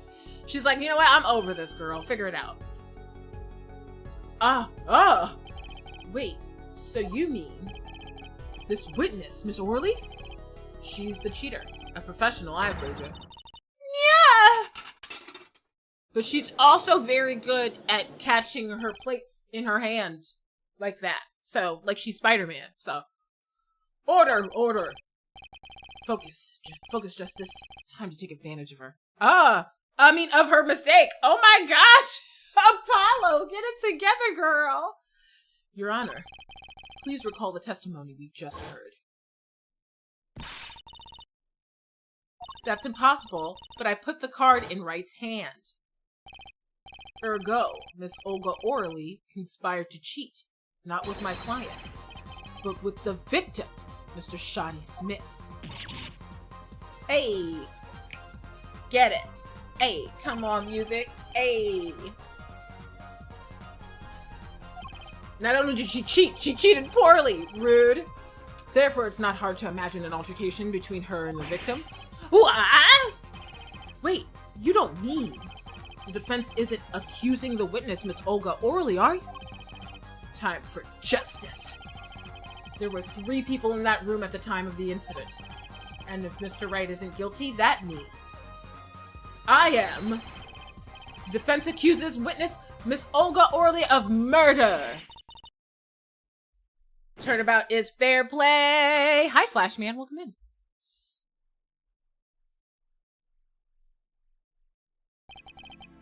Mr. Payne, where is your witness, Miss Olga Orley? It appears she has lost, consciousness, Your Honor. Mr. Justice? Your Honor, it seems you've presented a new possibility to the court. One suggesting a connection between the witness and the victim, Mr. Smith. And that means this court cannot pronounce a verdict for the defendant at this time. What? I did it. I held out. That's right. That's what this is about. First, you gotta buy yourself some time to investigate more. That's how Phoenix Wright works. I see no point in prolonging this trial today. The prosecution will need to make further inquiries. Huh? Huh? Ooh? Mr. Wright? You can't end the trial here, Your Honor. Not yet. What nonsense is the defendant spewing now? Love it. One of the best series in the DS, 3DS. I love Phoenix Wright. We had a great time streaming the Ace Attorney trilogy, so I am so hyped that we've got this Apollo Justice one. And it's so good so far. Already. I'm having a great time. Don't you wonder what it means? Well, what are you doing, Mr. Wright? Raising objections right when we're about to get off the hook? Ridiculous! He looks so good, not gonna lie. I was just saying this before. I can't tell if it's the I don't give a fuck attitude, because Phoenix never has that. Or it's the outfit, but either way, he's looking great. It's a great look for him. Did you play White? Oh, okay. I have it on my DS right now. I have it.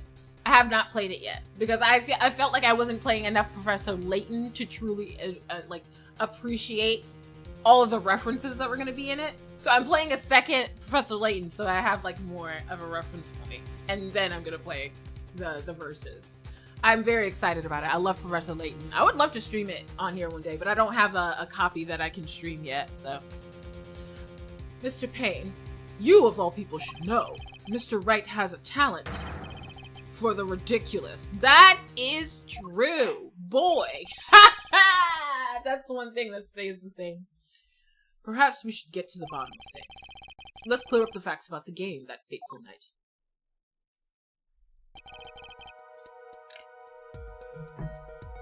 As was said before, we alternated between 2 decks of cards that night. That was said before! The 2 decks at the club have different colored backs, blue and red. 1 color per deck. Why use different colored backs?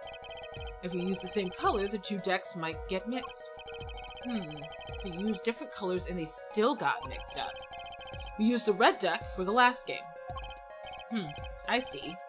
But that's odd. For some reason, I have this impression that you were using the blue cards. Yeah, me too. I'm sure someone said something about blue cards. Oh, right! The guy was like a sea of blue. Whatever, in the end, 1 card of the wrong color got into the mix. That's true, a sea of blue. There are blue cards all over that floor. Which means there was cheating. Yes, a card slipped into the deck seemed to indicate cheating. Yet this card raises 2 serious questions. Apollo? Yes? Let's consider the first question, shall we? Think, in the last game, when was the card swapped? When? There are 3 broad possibilities here. It could have been swapped before the murder, during the murder, or after the murder. Well, yeah, thanks for the news bulletin, Mr. Wright. Oh, it might be as simple as you think, Mr. Payne. Or it might not be. Ugh. Fair enough, though. I will say I don't think one actually needs too much experience in both series. Really? Because I just like little, like, references. And I wanted to make sure that I had enough knowledge to get the references for the fun of, like, them being combined. But yeah, you're probably right. I've played enough of my second Professor Layton game that it'll probably be fine. When do you think the cards were swapped? When was the card swapped into the deck? Before the murder? During the murder? After the murder? Child...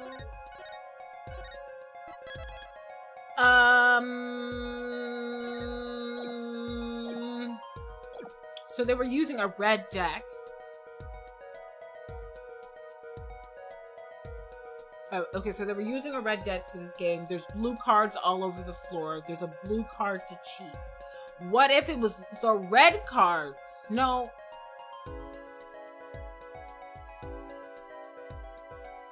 Why were there blue cards all over the floor?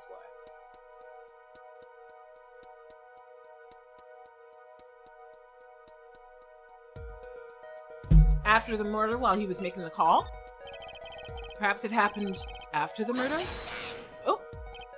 Well, what's that? Ridiculous! What's the point of cheating after the hands have been shown? That's silly. Yes, but tell me, how do you swap cards during the game? I'll take silly over impossible. Take it from me, son. There's a lot of silly in this world, but very little impossible. Oh, even when the backs of the cards are different color? If you pulled that during the game, you'd be caught in no time. Ah, quite true. That would mean that the blue card in question was swapped after the hands were shown. After the murder. Huh. Oh, thank you for liking the live cacti. I really appreciate it. Okay, this is going past silly and straight on to the crazy. I asked him, what's the point of cheating after the game's over? Who would do that? Oh, indeed. That's one of the mysteries before us.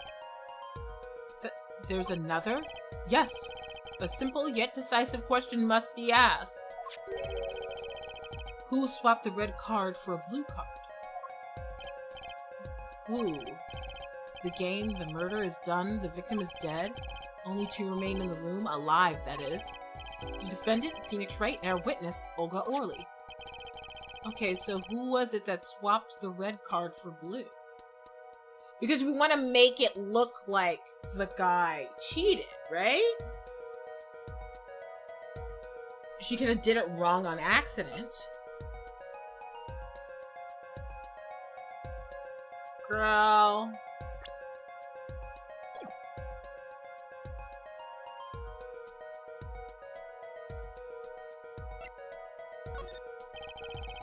The one who swapped the cards wasn't Mr. Wright, of course. Well, it doesn't seem like it could have been Olga either. What are you suggesting? That's hardly a logical conclusion, I'll admit. As a defense, I think it only makes sense for you to name Miss Orly at this point. Yes, I know, but she was the one who dealt the cards, right? I just can't believe she would make the mistake of swapping the wrong color card. If the card was swapped during the game, it'd be obvious. Uh-oh. You are very good at this. I've played quite a few Phoenix Wright games in my time, okay? There's a pattern. There's a pattern. And also, I do like mysteries, so I can see the patterns. It's not like a skill. Like, I'm not about to go and be an investigative detective because I'm good at Phoenix Wright.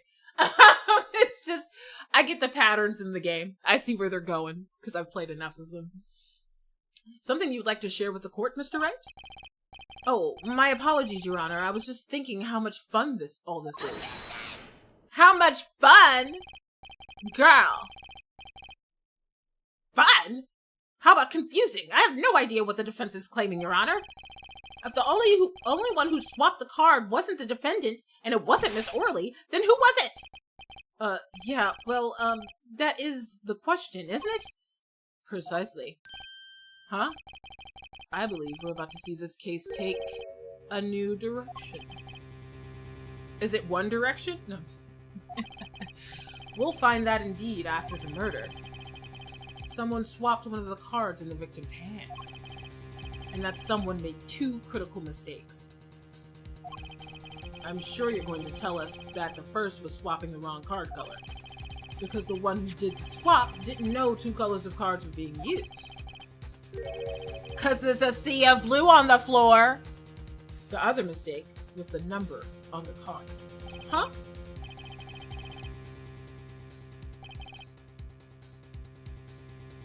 The 5th ace with a king.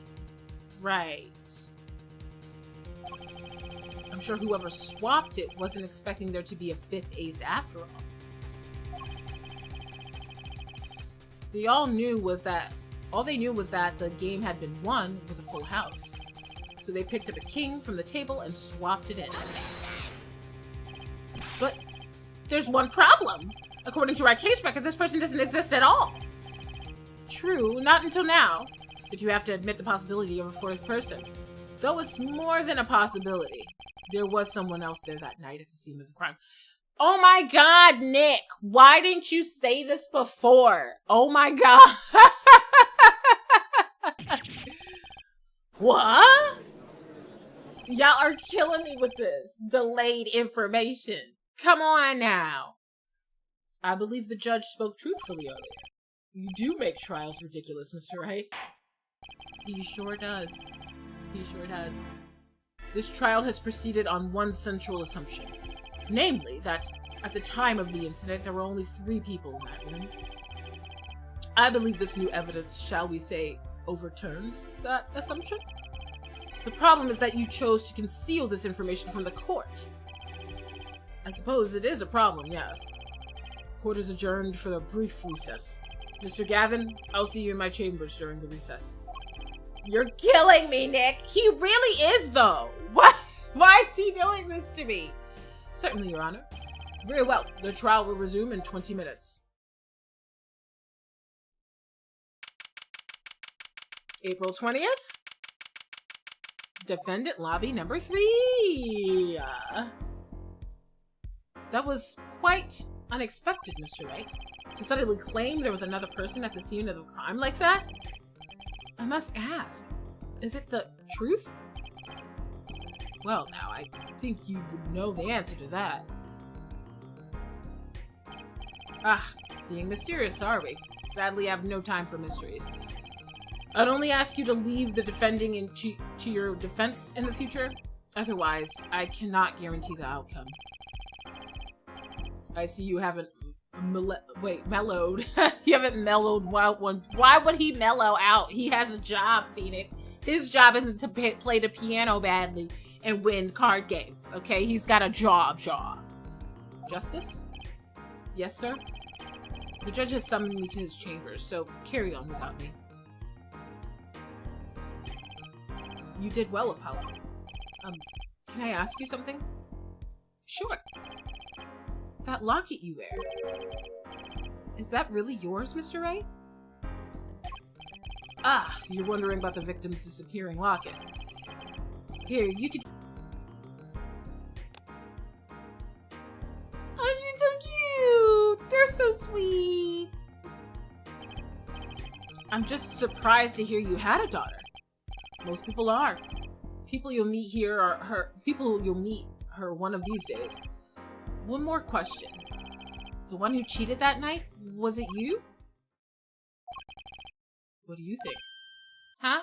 Bitch, I don't know. That's why I'm asking. Why he playing games like this? You know what happened 7 years ago. What I did. It's not unreasonable for you to think I might cheat.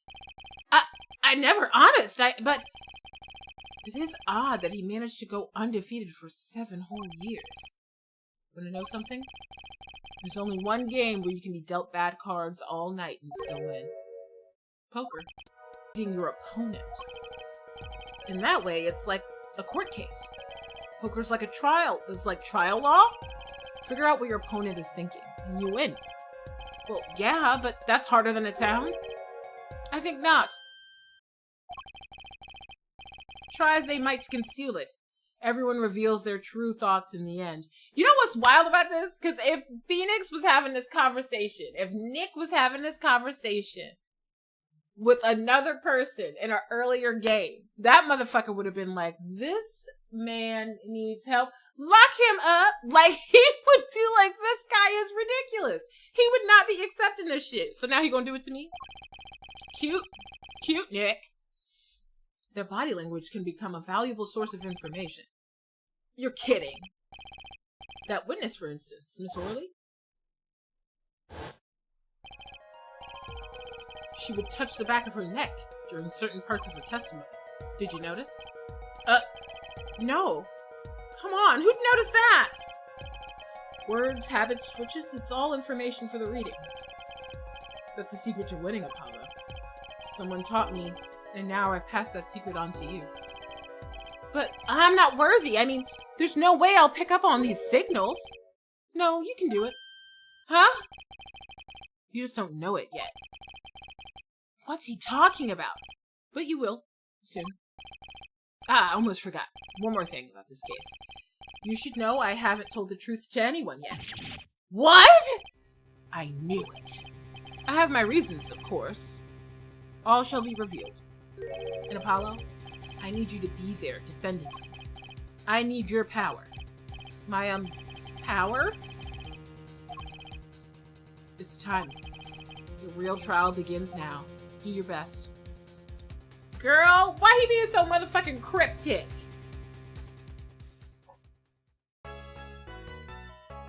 Yes! Oh, no, I want to save it.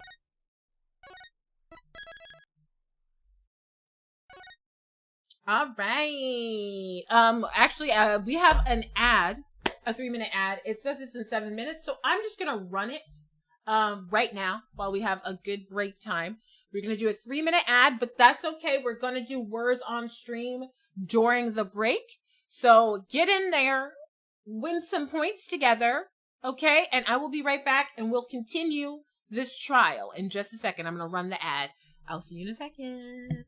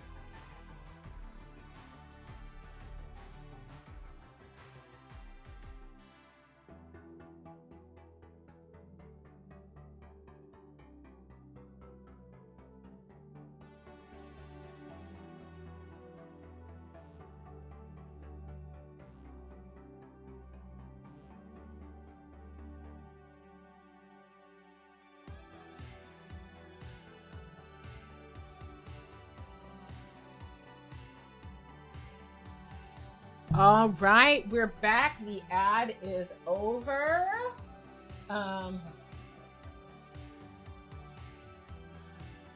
Finally got to the next level. I'm back. Hello, hello, hello. Welcome in. We're into the bathroom. We're in mid-trial. I did save, didn't I? I'm gonna do it again, because why not? Alright, let's do next chapter.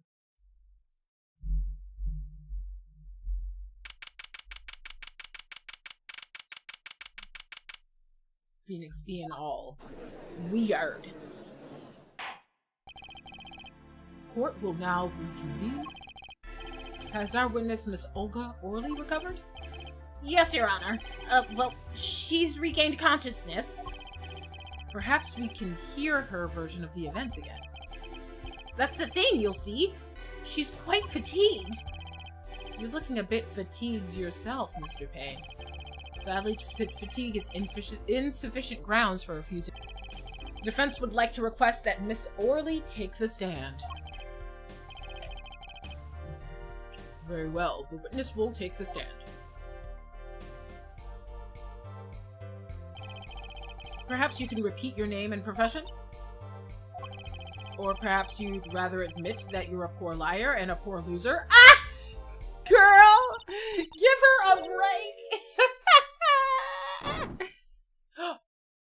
Oh my gosh, she's cute! Stop! Name's Olga Orley. That's the truth, I'm a pro dealer. People call me Olga Quickfingers Orley. Oh. Oh, really? Want to know something else? I'm not really Russian, and my last name sounds like, oh, really? There's that. There, that's the truth. I hope you're satisfied. Not the oh, really. Witness, you will tell the court what you were really up to that night. Fine, I'll talk. We had a plan, see? Let me remind you that you are currently under oath. Any further fabrications will have serious consequences. I think the first ones should also have serious consequences. But okay, girl. You don't want to tell her that before she gives you the info. Like I said, I'm a pro. That guy Smith hired me to do what I do best. I was planted at the Borscht Bowl Club several days prior to the night of the game. As a waitress, so you were in cahoots with the victim. Not that he needed my help. Smith is a well-known poker player in some circles. But winning wasn't the main purpose of this game. It was about destroying a legend. The unbeatable Phoenix Wright. The plan was simple. Elegant, really. You see, we set up a trap of sorts. I was to plant a card in Wright's pocket beforehand. And then deal 5 aces during one of their games. When their hands were revealed, Smith would call him out and search Wright. He would then pull out the planted card and the trap would snap shut. You swapped the cards. Exposed as a cheater, losing on top of it, it would have made a great double pay. Just like that, the legend would be dashed to pieces. Indeed. Getting caught red-handed at cheating would cast doubt on all his prior wins. A 7-year legend destroyed by one little card. That was the plan.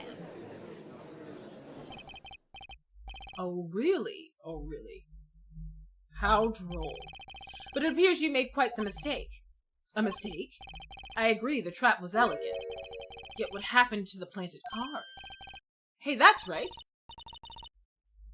He's lucky I'll give him that. You'd have to be slip-free from a trap laid by Olga Quickfingers Orley. Oh, really? The witness would be much cuter if she dispensed with this evil mastermind trick. I like her as she is. Okay? Cute? Who wants to be cute? I'm not cute. I'm bad. You hear me? Bad! I'm sorry, this is devolving into a John Waters flick. When you're through being bad, perhaps you could testify to the court? That's one thing about Phoenix Wright. It is camp, okay? Tell us about this trap and how it was sprung.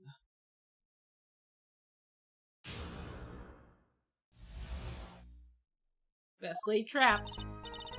That night, I planted the card was like I was supposed to, and Wright lost the last hand, and just like he was supposed to, then Smith searched him. Okay, so everything happened as it was supposed to. But the planted card was gone. The trap failed. The next moment, Wright picked up a bottle and swung it. It wasn't me who hit Smith.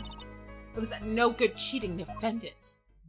But we just established that he was not cheating, so... a surprisingly frank testimony that leaves us mostly in the dark. The trap was perfect, I tell you. Perfect! If that rotten cheater hadn't messed it up. Look who's talking! Well, the testimony, for what it is worth, is all yours, Mr. Justice. With a witness like her, who needs criminals? And with defendants like Mr. Wright, who needs prosecutors? Girl. Best laid traps. That night I planted the card like I was supposed to. Hold it! This planted card. Which card was it exactly? The trump card? The 5 of hearts. Okay, let me look. Okay. So let me guess, Mr. Wright was to have switched the 5 with the ace to make it a full house. Okay, let's see. What did he end up having? Okay. Okay. Alright. I just wanted to check the hands. At least that's what you were going to accuse me of doing, thereby ruining his legend. I slid it into Wright's pocket. When was this? Why, before the match, of course, while he was eating. At the Borscht Bowl Club, we serve borscht and suckers. Remind me never to go there. Of course, the card was to make its grand debut during the game. Like a good borscht, a good plot must be cooked up early and allowed to thicken. Girls, this is borscht thick. And Wright lost that last hand just like he was supposed to. Then Smith searched him. But the plant card was gone. The trap failed. The next moment, Wright picked up a bottle and swung it. Okay, let's go back. The planted card was gone, the trap failed. I planted the card like I was supposed to. And Wright lost that last hand just like he was supposed to. So, everything went according to plan. Exactly! The 5th ace came up, so it's obvious that the switch went off without a hitch. Once the extra card was found in his pocket, Wright would be forever known as a cheat and a fraud. There are worse things to be known as, I suppose. Tell us what happened with the search. Hold it! The card disappeared. Yeah, my trump card. The 5 of hearts. Okay. Gone. Without a trace. Poof! Zippo! We searched every nook and cranny. Even inside his cute little hat. That his daughter made for him. That's so cute! His daughter made him that hat. She loves him. But the card was nowhere to be found, is that correct? Never in my long, storied career. Never has Quick Fingers O'Reilly been so readily duped. Oh, really? So, what did happen to that 5 of hearts? Don't look at me! Why don't you ask that cheating lying two-faced defendant? So the 5 of hearts is still missing in action. The next moment, Wright picked up a bottle and swung it. Hold it! Wait, isn't that a little odd? What's odd? You searched Mr. Wright thoroughly and found nothing, which means he didn't cheat, which means he had no reason to strike the victim. Well... It's lie time. That girl is lying. Okay. What was that just now? I sensed something. Something wrong, Mr. Justice? Yo, Phoenix said to use his powers. No, nothing, Your Honor. What to do? Should I press her a little harder? Press it! When you asked if you press harder, you press! Miss O'Reilly, you're hiding something. What are you talking about? Me, Quick Fingers? will refrain from baseless accusations. I have one question for the witness, then. You say you saw the moment the defendant hit the victim? Is this true? Of course it's true. I did see it, honest. I saw it when Wright hit him. Oh, no she didn't. I saw it when Wright hit him with my own eyes. I saw it. What's this weird vibe I'm getting? That witness, for instance, Miss Orley. She would touch the back of her neck during certain parts of the testimony. Did you notice? Touching her neck, was it?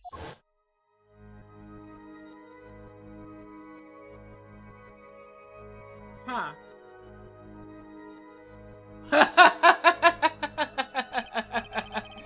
Whoa, what's going on? The sensation. It's coming into focus. There, that twitch. It's so clear. It's like I could perceive her habit, like I couldn't before. Gotcha! Gotcha!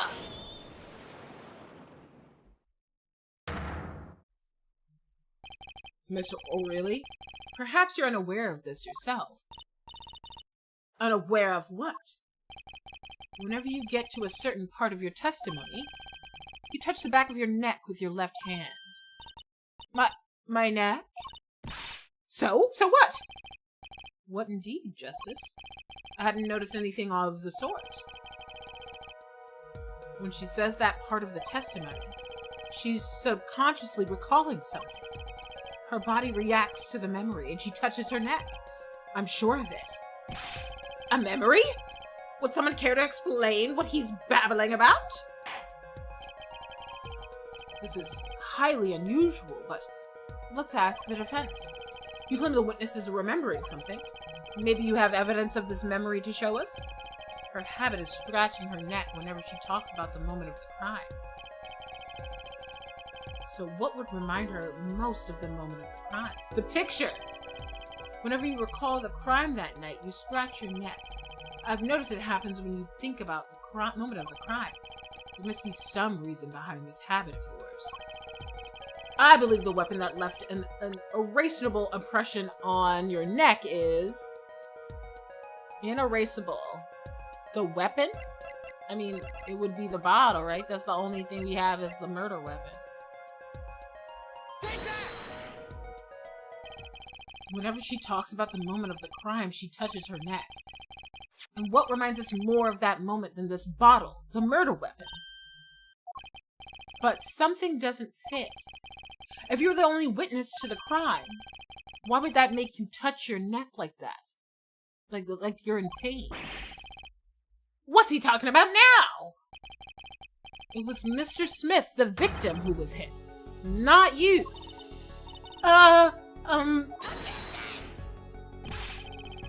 This is a cross-examination, not a cross-wild conjecture. The witness's habits are completely irrelevant. Justice, I'll admit I'm a bit confused myself. This is certainly a unique cross-examination. I'll explain later. Just trust me. Now's our only chance to break her. Miss O'Reilly, please testify in detail about the moment of the crime. The very moment. Yet, I'm knowing nothing. Ma'am, we know the accent is fake. We know you're not Russian. The witness will testify, please, now. Ah, fine. He's the one who did it. I didn't let him out of my sight until the cops got there.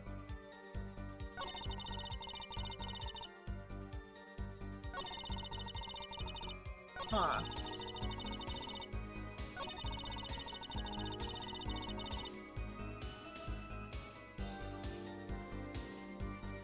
Didn't let him out of my... Oh, wait! Hold on. He went outside to make a call. That was... Do we have anything to show the... He had to go outside to make the call. Objection! Yes! Miss O'Reilly, We have a record here that clearly contradicts what you said. It states the police were alerted by a report from the defendant. And we know that the defendant left the room, climbed the stairs, and made that phone call from the first floor of the Borscht Bowl Club. So, explain how you kept your eyes on the defendant when he left the room entirely. That was so good. I'm sorry, that Sprite is so good. Why does the borscht have lobster in it? The man who picked up the bottle and swung it that night wasn't the defendant.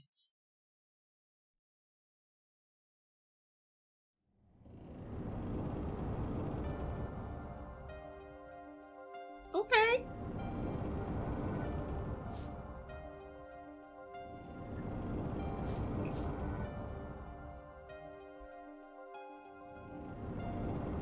Showdown time.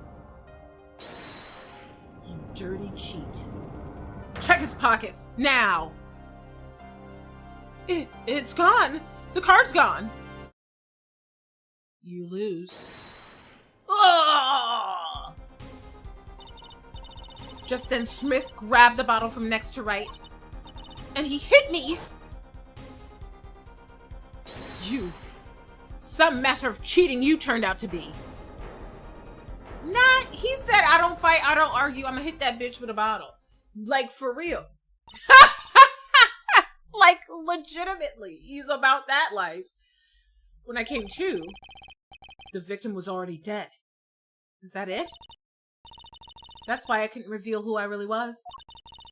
If it came out that I was in league with Smith, I'd be a suspect for sure. Well, where does this leave us? Madness! This is madness! I'm dreaming! It must have been me who was hit with a bottle, and I'm imagining all of this. It appears our prosecution is at its wit's end, and frankly, I can't blame him. Mr. Gavin, what do you think about this turn of events? Mr. Gavin, sir? I believe that as the defense in this case, we are compelled to call Mrs. Orley a big fat liar. What? 3 were in that room the night of the murder. The defendant, victim, and her. And she has a motive. A motive? Her plot foiled. The witness got into an argument with her client, Mr. Smith. And the diminutive of that argument was murder. What? I'm no killer. It's a trap. Someone's trying to frame me.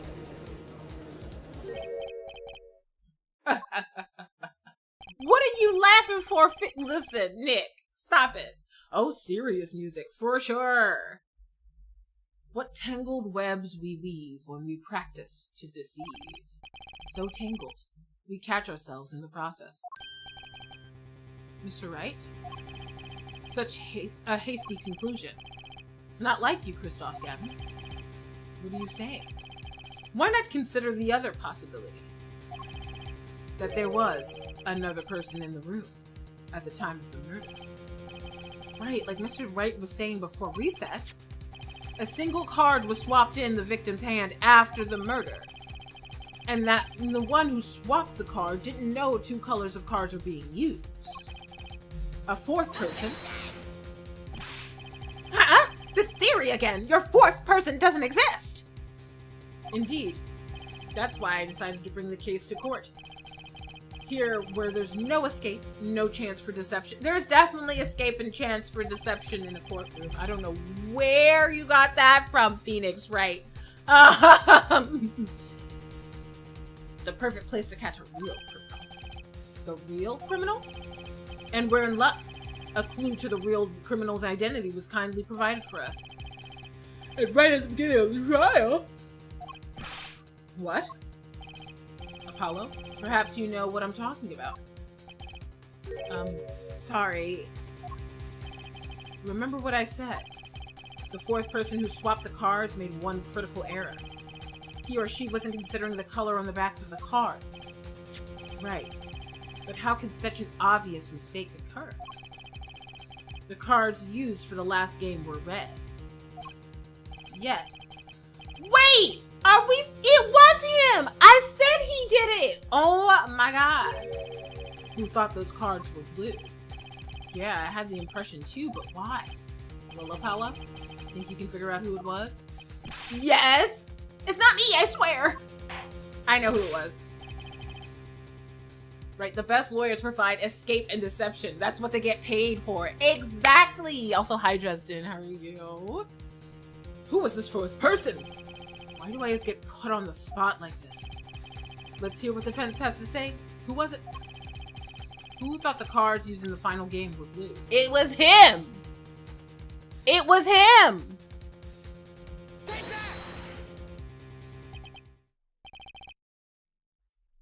that! As I expected. Your eyes and ears are as sharp as your hair. He knows about sharp hair. I was right? Christoph Gavin, you were the fourth person that night. But of course Mr. Gavin knows the color of the cards. How would he? As you can see, the photo of the crime scene is black and white. You can tell which of the cards are blue. The ones on the floor or the table. But look! You can see the colors in this photo. Yes, when he said the cards were blue, it was well before this evidence came to light. Dramatic, oh my god, yes, very dramatic, very dramatic. That's why I love this game. Camp, drama. It is true that the defendant was engaged in a game of poker with the victim. Yet it was only that, a game. In the purest sense, a competition, Your Honor. A competition? Yes, a test of wits, a silent clash of passions. Only the cards, their back wreaths in blue flame, know its final outcome. See? This extra ass bitch! Well, Christoph? Mr. Gavin? Mr. Gavin! Is something the matter? No, nothing. Excuse me, it was just so, sudden. Right, you aren't seriously accusing me, are you? Oh, Christoph. You know even I never take a joke this far. Girl, I said it right at the beginning. I was like, he did it. He's the friend. He's the lawyer. He's not lawyering. It's him. This has gone beyond ridiculous, beyond dumb. This is insanity. The defendant accusing his own defense attorney of murder, not his defense attorney. It's not his defense attorney. I assure you, I am quite sane. But what possible connection can Mr. Gavin have to this victim? I wasn't aware that I had a connection with Mr. Smith either. Yes, but Mr. Gavin and the victim have never met. You don't know that. Well, what if they have? Here we go. Huh? There is a possibility, after all. They may have met that night before the game started. What are you suggesting? Is this the truth Mr. Wright was staying silent about? Well, only one thing to do. No way, right? The defense would like to request no such thing. Mr. Gavin? Testimonies must relate to the case. How could anything happen before the game of poker be related? Girl, what you mean establish relationships? You can't fool me. You cannot fool me. Ugh. I'm not sure I follow, Mr. Gavin. As I explained before, the defense believes that Miss O'Reilly... Am I to assume you speak for Mr. Justice in this case? He is the defense, not you. Mr. Justice, the matter of Mr. Wright's testimony is up to you. Oh, okay. Does the court, in your opinion, got him, right? Need to hear Mr. Wright's testimony. Absolutely! This was Mr. Wright's strategy. He was planning this all along, and I intend to see it through. The defense would like to request that Mr. Wright testify to the court. At 2, Justice, you would betray me, your teacher.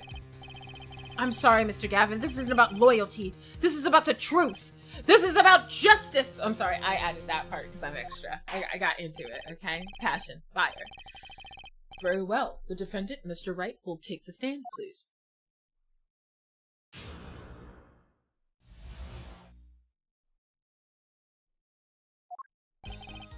That evening, Kristoff and I had dinner. We sat at the table in this photograph. Shotty Smith walked in 5 minutes late after Kristoff left. When the trap failed, Smith hit the waitress. The girl was knocked out cold and Smith was uncontrollable. I left to call the police. When I returned, he was dead, blood streaming from a cut on his forehead. That's when I made another phone call to the defense attorney, Gavin. Ooh. No worries. Thank you for appreciating my extra assness. Mr. Gavin, you were at the Borscht Bowl Club the night of the murder? I dine with him rather frequently. And he talked to the defendant on the phone directly after the murder? Quite against my will, I had become involved in a murder. I thought I might be in need of a lawyer, so I called him. You were planning this all along, weren't you? Just because you wanted to drag me into your little murder trial. The only thing I want is the truth, as I did back then, and now. I thought my office was doing you a favor when we took on your defense. It appears that I was wrong. Very well. The defense may cross-examine the witness. Justice? Sir? He's lying, and you're gonna expose him. Understood, sir. Mr. Gavin versus Mr. Wright. This can't end well. And you're in the middle of it! Why they had to throw him in the middle of it? Child, why did they do that? Okay. Why can't I have a normal trial? I was just saying that! Appetite before murder. That evening, Kristoff and I had dinner. We sat at the table in this photograph. Let's push everything. Honestly, she would play a mean Mia Fey in a live-action movie. Who? Oh, me? Mia? You can't be talking about me. I would love to. Listen. I would love to. I love Mia Fey. You had dinner with Mr. Gavin? Yes, he dines with me at the Borscht Bowl Club quite frequently. We were enjoying our usual dinner at our usual spot, as usual. Usual. I always eat at the table closest to the piano. I see. Where Mr. Smith was sitting. So, the plates and such on the table were from your dinner. Indeed, the remnants of my meal with Kristoff. We dined for 2 hours. Then Kristoff left. After that, Shotty Smith walked in 5 minutes after Kristoff left. 5 minutes. So the two of them could have passed in the restaurant during that time. That would have been a fateful encounter, to be sure. Oh, Mr. Wright, was it you said? What was it you said? Kristoff Gavin and Shotty Smith may have met? I believe I did say that. Here, I was all nervous about this meeting. And now we hear they just passed along in a hall? That does seem a little weak as pretense for murder. Oh, it would be, if that were all that really happened. Come on, Mr. Wright. What are you hiding this time? Yo, he being so shady about it. We gotta pull it out of him. Because he knows this is the only way it's gonna work for whatever he's doing. When the trap failed, Smith hit the waitress. Oh, wait, let me go back.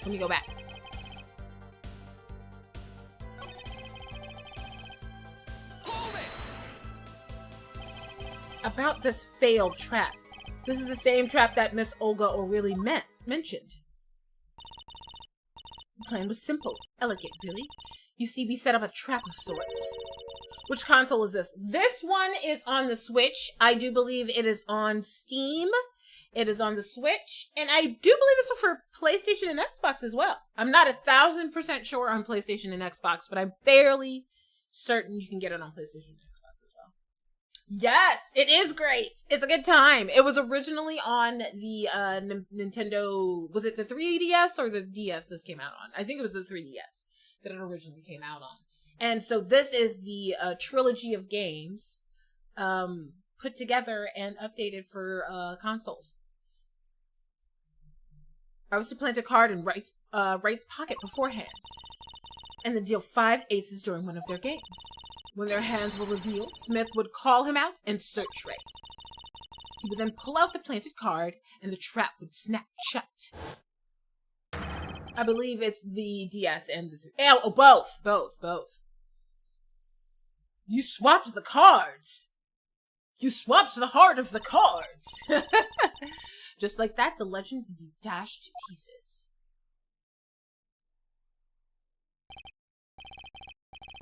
Yes, a harmless prank in essence. It's by a quirk of fate that I happened to discover it. A quirk? I happened to put my hand in my pocket and found a card. The card she planted.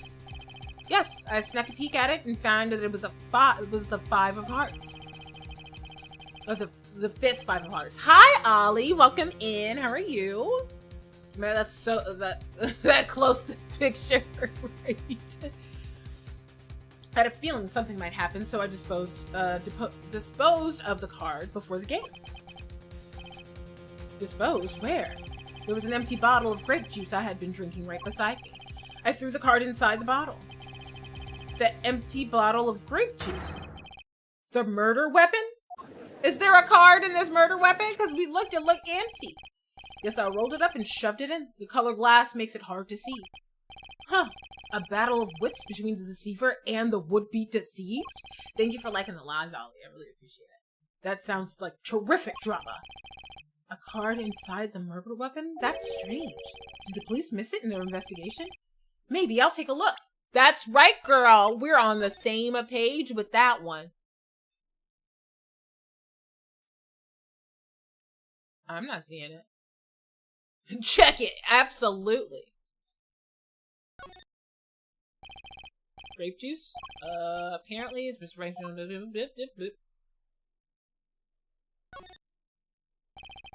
Bottle's completely empty.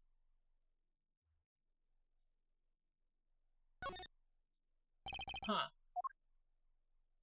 Interesting.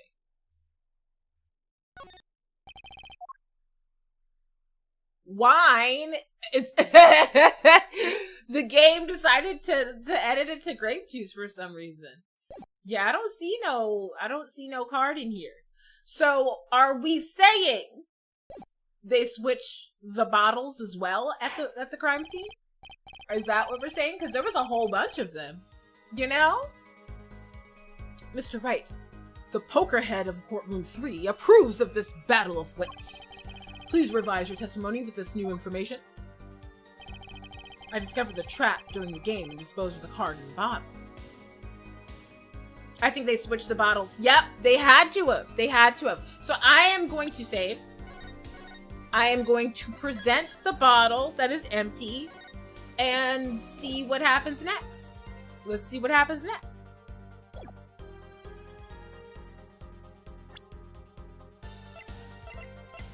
Objection! Great. I know I won. Because the music stops. Yes. Mr. Wright, if I may. Yes. I've examined the bottle and I don't see any card in here. No? Wait. Mr. Wright, surely isn't all you have to say for yourself? I can't say that I know what happened to the card. I did put it in that bottle, however. Huh. Perhaps a 5th person came and took it out. Oh, and a 6th person could have helped. Mr. Gavin, Mr. Wright is your client. My apologies, Your Honor. I won't have you disparaging our investigation either. We looked inside the bottle, and there was nothing. So what's going on? Is Mr. Wright hoodwinking us again? No! The bottles are switched! Well, he kind of is, but not like that. He's trying to make you come up with all the things. In any case, please continue the cross-examination. I'm afraid decisive contradictions call for decisive evidence. Oh. Push him harder, Justice. Break him. It's just you and the witness in that ring. Go for the KO! Why do I get the feeling we're not on our client's side anymore? Oh, we are not. That's the most emotion this man has had this whole time. The whole time. That evening, Kristoff and I had dinner. We sat at the table in the photograph. Walked in 5 minutes later after Kristoff left. Discovered the trap in the game and disposed of the card in the bottle. The girl was knocked out cold and Smith was uncontrollable. I left to call the police. Let's push on this one. You made the call to the police from the first floor of the restaurant, correct? Exactly. Cell phones don't get signal down in the hideout. Was anyone else on the first floor at the time?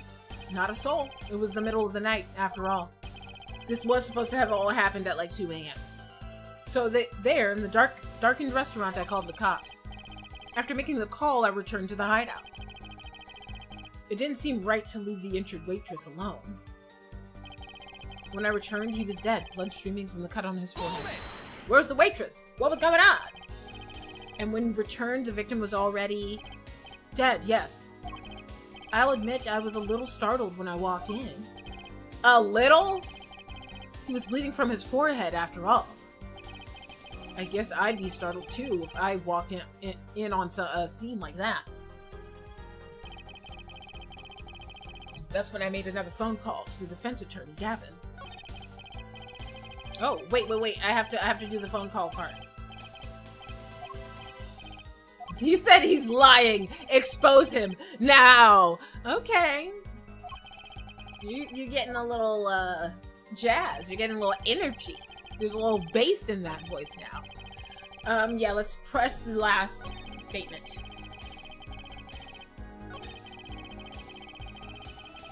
Call the police. And then I returned and he was dead, blood streaming from his forehead. I did that one. That's when I made another phone call to defense attorney Gavin. That's it. Could you explain why you called Mr. Gavin? I'd obviously gotten involved in a rather sticky affair. And I figured Kristoff's law offices would give me a friend rate for my defense fees. Ah, glad to hear you intend to pay. Oh, I'll pay in full, Kristoff.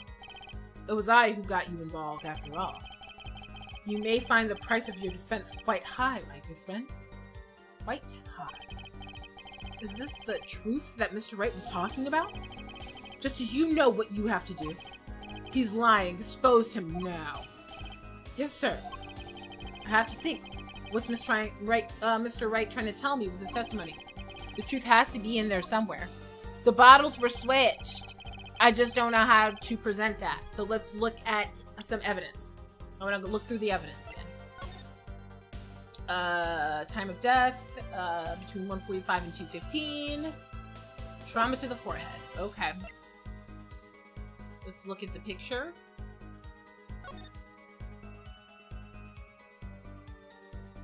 Okay, there's a little window.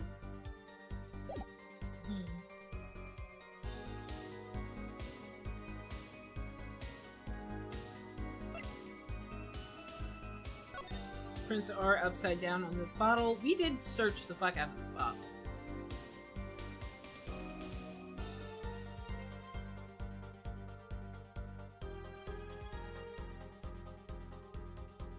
Okay.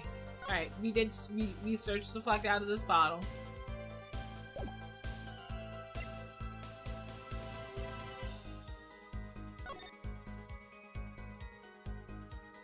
Oh, please, no hints? I'll figure it out. I know we're excited because we're getting in there, but no hints. I'll figure it out. Okay. We did that for the phone call. Here's the excess bottles here. Right by the piano.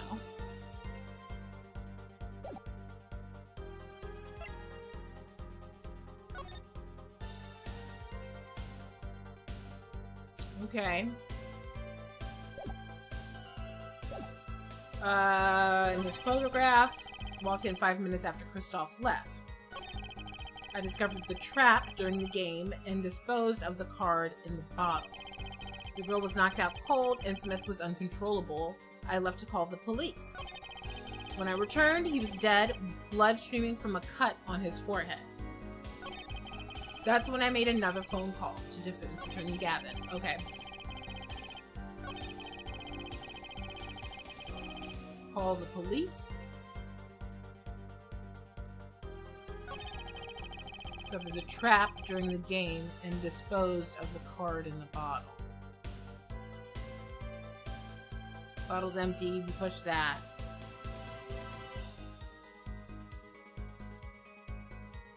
I'm gonna save real fast. And I'm gonna try something. I'm not confident in my usage of this and here. But we're gonna try it. We're gonna try it. Alright. This is so confusing, right? So I don't think this is gonna work. I discovered the trap during the game and disposed of the card and the bottle, right? We presented this, the bottle's empty. What if we present this picture that has a bunch of bottles next to it? Maybe.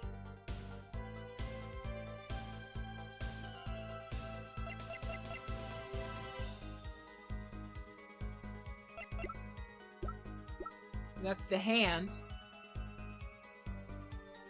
that he had.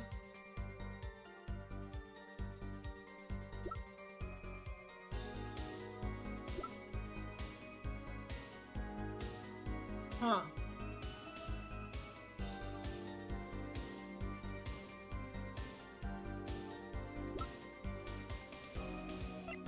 I'll try it. I don't think it's gonna work. Nah, the music's still going.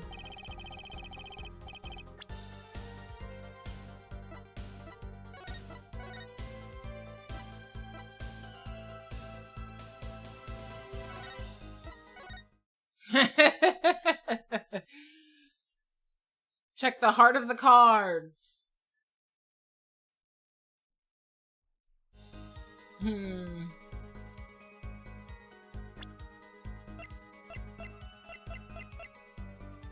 Alright, yeah, let me go through. I don't think there's. Hold on.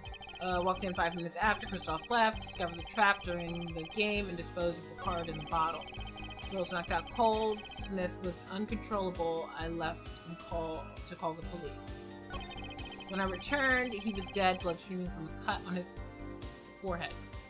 Cut on his forehead. He died of blunt force trauma, and I don't remember seeing a cut in that picture. Hold on. Distraction. Well, it's saved. So I could just... I just want to try this. Objection! Nope.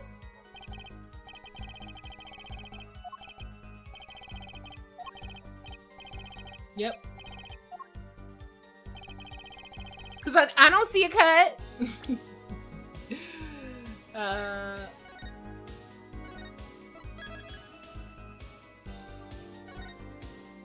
Oh, wait.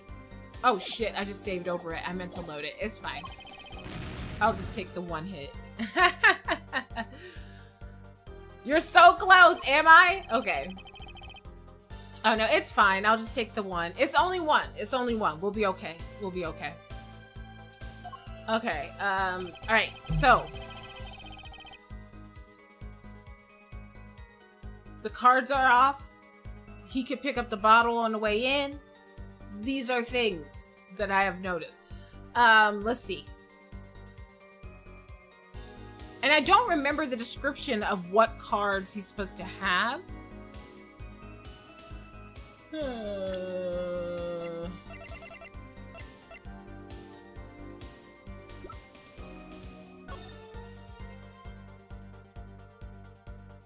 So the blue one is this diamond. The King of Diamonds.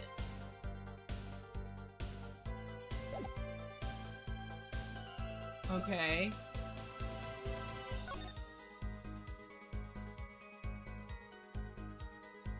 Huh. And it was that King of Diamonds was supposed to be actually an ace.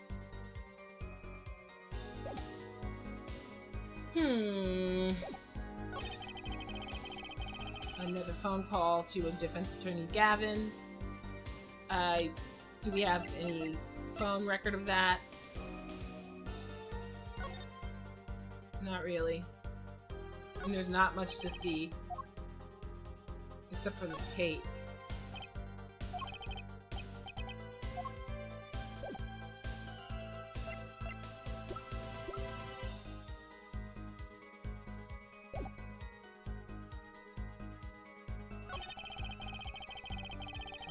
Cut on his forehead. The girl was knocked out cold. Smith was uncontrollable. I left to call the police.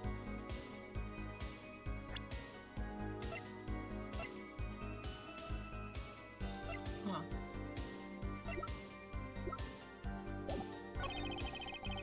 Trapped during the game and disposed of the card in the bottle.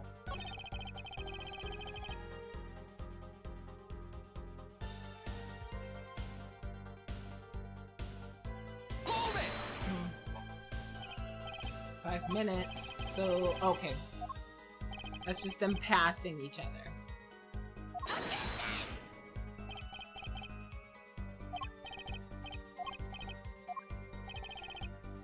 Huh.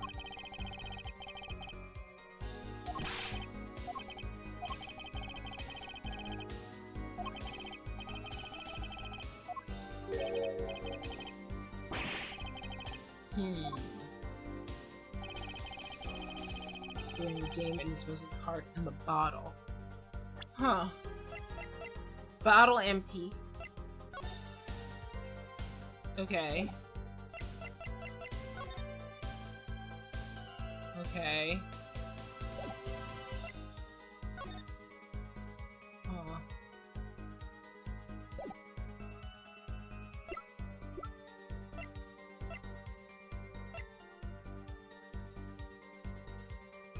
Huh.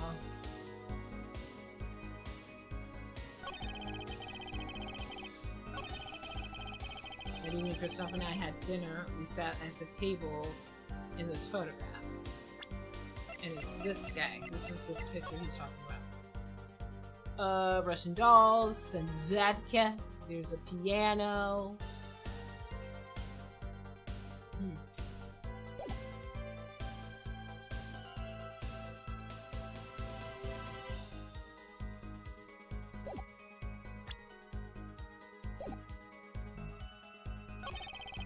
Walked in 5 minutes after Christoph left. Discovered the trap and during the game disposed of the card in the bottle. I'm gonna press this again because I just want to see what he says. Why in the bottle? Ooh, girl, I'm dropping my water. Speaking of bottles. Why in the bottle? I perceived my opponent's intent immediately. I'm used to entrapment, you see. I knew it was coming. So you struck first. I like that. I know every trick in the book. They don't work on me. At least when you get lucky and stick your hand in your pocket, you don't. Yeah, the only reason he caught him is because he put his hand in his pocket. Girl was knocked out cold, and Smith was uncontrollable. I left to call the police. Hold it! Wait, did I just do that one? No. Called the police from the first floor of the restaurant, correct. Exactly. Cell phones don't get a signal down in the hideout. Alright, cell phones don't get a signal in the hideout. I'm trying to, okay. Was anyone else on the first floor at the time? No, not a soul. It was the middle of the night, after all. So there in the darkness, in the darkened restaurant, I called the cops. After making the call, I returned to the hideout. It didn't seem right to leave the injured waitress alone. Okay. Blood streaming from the cut in his forehead. And when you returned, the victim was already dead, yes. I'll admit, I was a little startled when I walked in. A little? He was bleeding from his forehead after all. I guess I'll be startled too if I walked in on a scene like that. Yeah, probably. Defense Attorney Gavin. Could you explain why you called Mr. Gavin? Sticky affair. Glad to hear your intent to pay. Pay in full. Quite high, my good friend. Quite a high. Oh, he's like, you lost my friendship, sir. Is this the truth that Mr. Rick was talking about, right?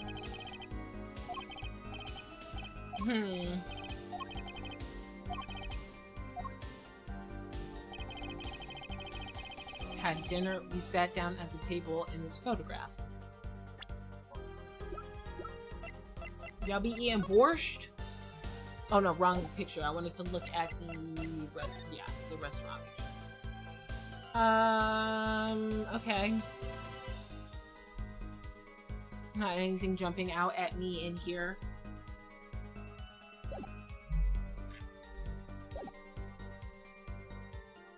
Hold it! I think it's the picture color when it said the trap. I think it's the picture color when it said the trap? Huh.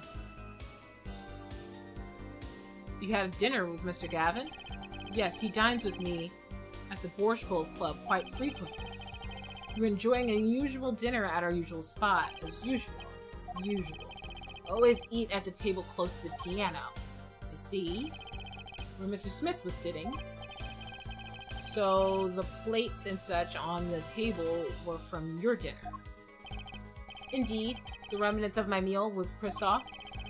We dined for 2 hours and then Kristoff left. After that,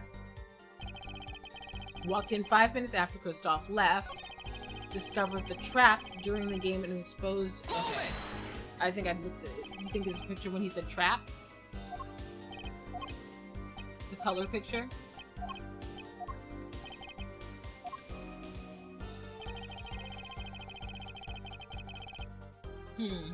I'll try it.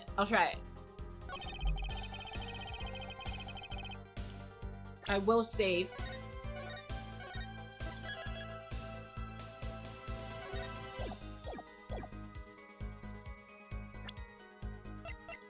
Color picture. Objection! Nope. Okay.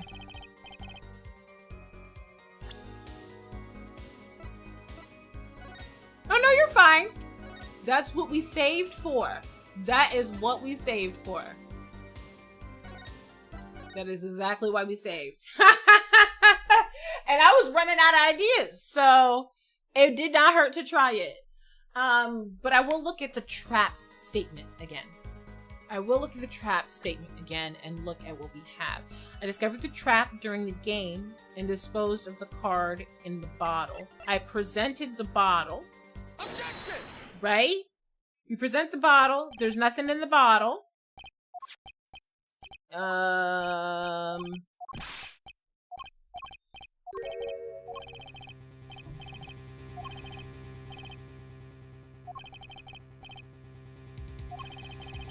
won't have you disparaging our investigation either. You looked inside that bottle. There was nothing. So what's going on?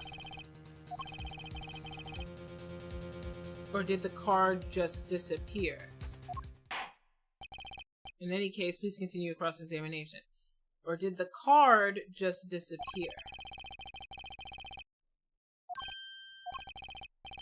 Huh.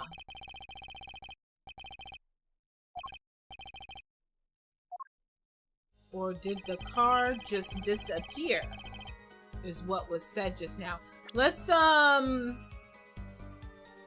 on. Minutes of Kristoff left. The trap in the game. Card in the bottle. Can't really see much with the color.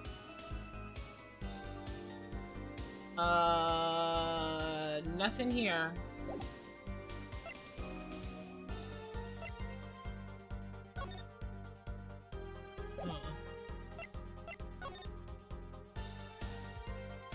Huh.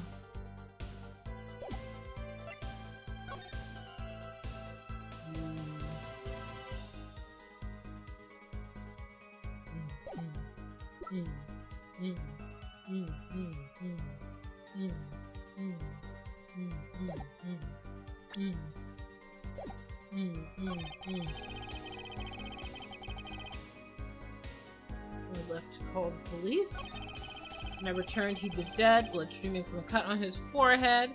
Oh, we've got a 3-minute ad break coming up in 5 minutes. We're gonna do words on stream in about 5 minutes. To the defense attorney, Gavin. Uh-huh.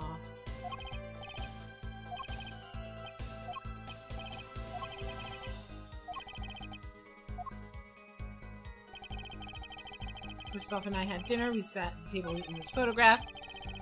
Walked in 5 minutes after Kristoff left. I think I did press that one. Hold on, let me press it again. Hold it! Oh, shit! Oh. So the two of them could have passed. Oh yeah, the restaurant passing by, fateful encounter.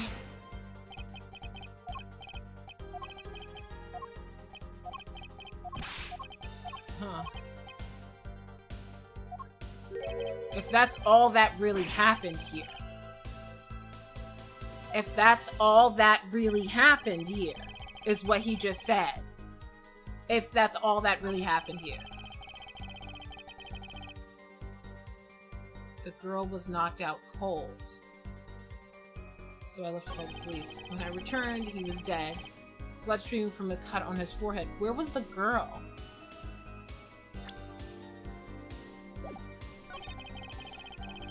And also, why was there no blood on the bottle?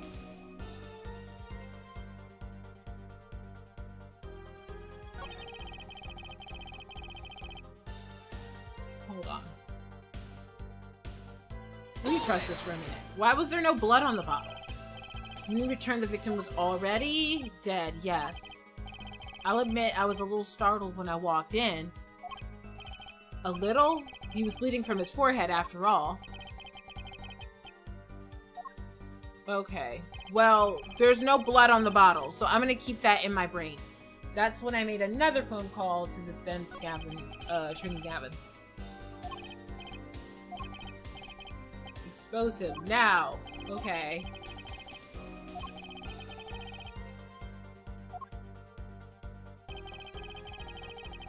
Have dinner, sat at the table in this photograph. Shotty Smith walked in 5 minutes after Kristoff left. So it's 5 minutes. Discovered the trap during the game and disposed of the card in the bottle. No bottle. Okay. The girl was knocked out cold and Smith was uncontrollable. I left to call the police. Okay. When I returned, he was dead. You know, I don't need to save because nothing real has happened yet. I'm tempted to try to put this bottle situation on the blood. There's no blood here. There's not a lot of blood in this picture. There's not a lot of blood here. So that's interesting. Objection! Nope.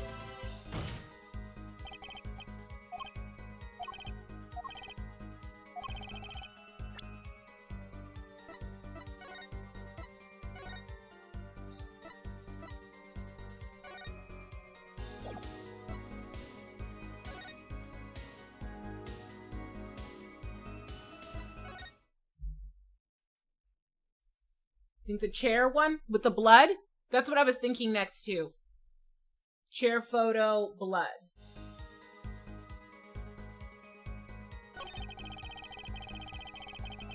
Look to call the police.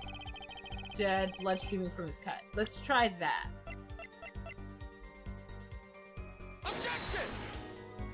Nah, that's not it.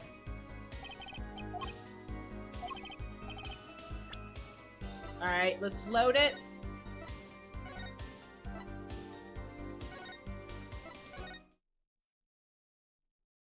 This is tough. It is. Okay, so we've got an ad in 43 seconds. I'm gonna put up words on stream for the 3-minute ad, 35 seconds. Okay, so I'm gonna pause. We're gonna try the other photo to say no blood, because there's no blood like anywhere. So we're gonna try the other photo. I will be right back in about 3 minutes.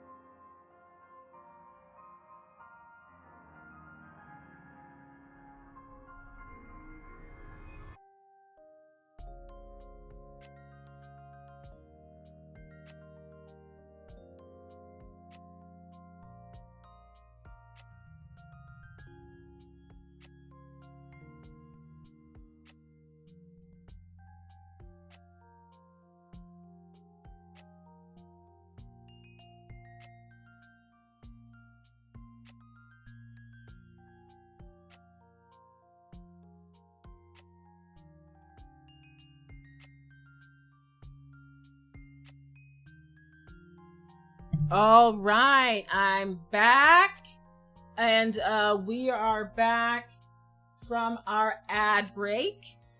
So let's get back to it. Okay, so we were gonna try the next photo, and to represent the lack of blood.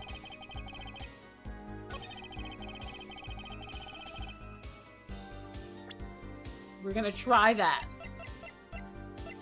This one. This photo. Objection! That was it! Mr. Wright, if I may? Yes? Take a look at this photograph of the crime scene. See the victim here? He's wearing a hat. I wouldn't think you could. See blood on his forehead. Good point. What you mean, good point? Sir? Justice? Next time you point out an inconsistency, put a little more oomph into it. Mr. Wright, can you explain this to the court? Oh, now he want oomph, because now he's getting caught up. I forgot to mention something. I was the one who put that hat on his head. Girl! You? You put the hat on the dead man's head. He wore it through our entire poker game. After calling the police, when I returned to the scene, his head was in full view. Oh, I guess, I'm sitting here thinking that's his Aang line for Avatar, and it's blood dripping backwards. Ha! That is blood. And I picked his hat up off the floor and put it on his head. Why did you do a thing like that? Yeah, you're not supposed to mess with the crime scene, sir. All I can say is I'm sorry. But that's the only thing I touched at the crime scene. Well, girl, how are we supposed to believe that? Nigga's so unbothered. I know, right? He don't give a fuck. I kind of love it. I kind of love it for him. It being the victim's, his head. I think not. She was out cold. Oh! I believe I was the only one who witnessed his head. Ah, here we go again. Mr. Gavin? Pardon. I just seem to think that our client is determined to lie his way through this case. Hey, he's still our client, isn't he? I believe that's enough of that. Mr. Gavin? This witness's testimony is more like a travesty. It's riddled with lies. I'm beginning to see how you came to lose your attorney's badge 7 years ago. Well, you certainly have a unique way of treating your clients, Kristoff. I never knew. I believe it was you who threw the first stone. He's kind of right. You did kind of set him up a little bit there, the little Phoenix, little Nikki. Don't be misled. I haven't told a single lie here. When I noticed the trap, I put the card in the bottle to dispose of it. And when I put the hat on the victim's head, let's just say I had a reason for doing that as well. A reason? That reason is right here. Your cell phone? I got to go. Goodbye. Bye. Good luck on your stream. Thank you so much for hanging out, Robin. And I will see you next time. I hope you have a wonderful day. Your cell phone? That night, recall that I spoke with defense attorney Gavin after calling the police.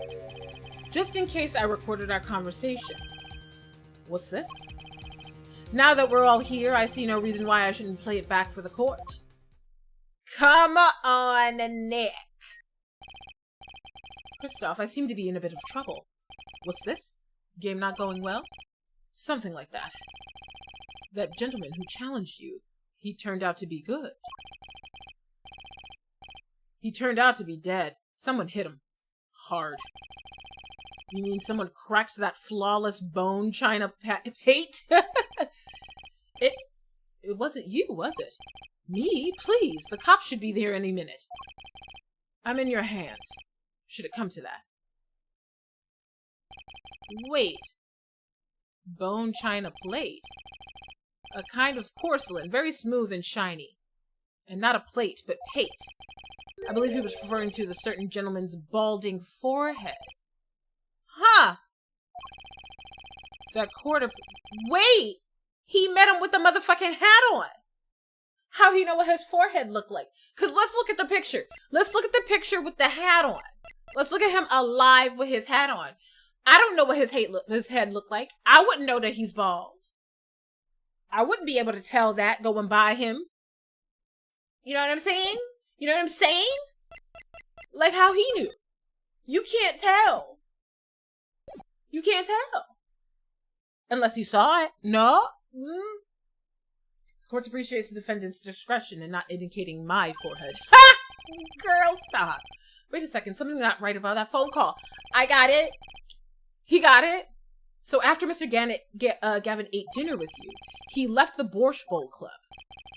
Most certainly. Then how did he know? When did he see this bone china plate? Oh, that's right. Yes. That was when I began to see my good friend in a different light. Troubled, I returned to the crime scene. And when I spotted Mr. Smith's head again, I realized exactly what was wrong. Well, Mr. Gavin, the stage has been set. Perhaps you would like to explain to the court. Exactly how did you come by your privileged knowledge of the victim's head? So, this is your reason. The reason why you put the victim's hat back on. Your point, Mr. Gavin?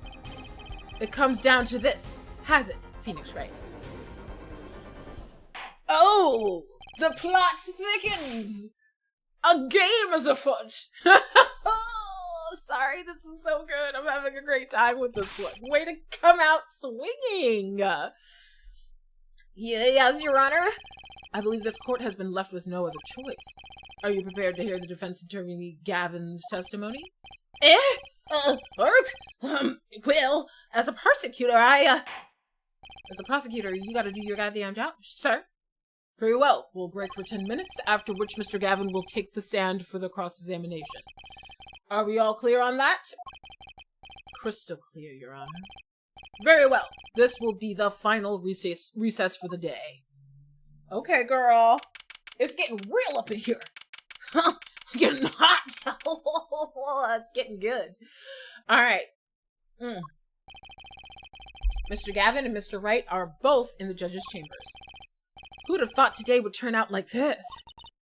May I? Oh! Hey! Oh, he hadn't met her yet. Okay, it's like, why are you not excited to see your friend? You don't know her yet. Hello, sir. Please pick a card. What's all this about? Is this one okay? Excellent. I have a message for you. The last hand is about to be played.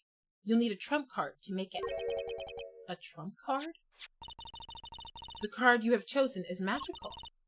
Use it wisely, and the game is yours. That's all. Oh! That's the card, girl! Mr. Smith's hand was 3 aces and Mr. Wright's 2. So 5 aces in all. It is true, I haven't seen it. The 5th ace. There was cheating, I swear to you. The missing 5th ace. Wait, this blotch of red. Is this blood? It sure is. You have your trump card. Now it's up to you to cut the deck and draw the truth. Okay, come on, bars. My father's fate is in your hands. I know you can do it. Bye, girl. This bloodstained card is my trump card for finding the truth. I fell deep into thought as my mind raced to understand what this all meant. That girl. I'd seen her recently. But where?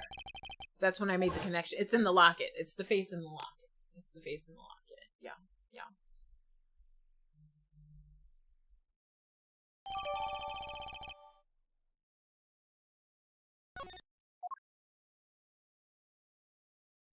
Here we are.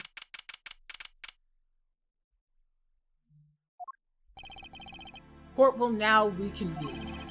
Defense Attorney Christoph Gavin, will you please take the stand?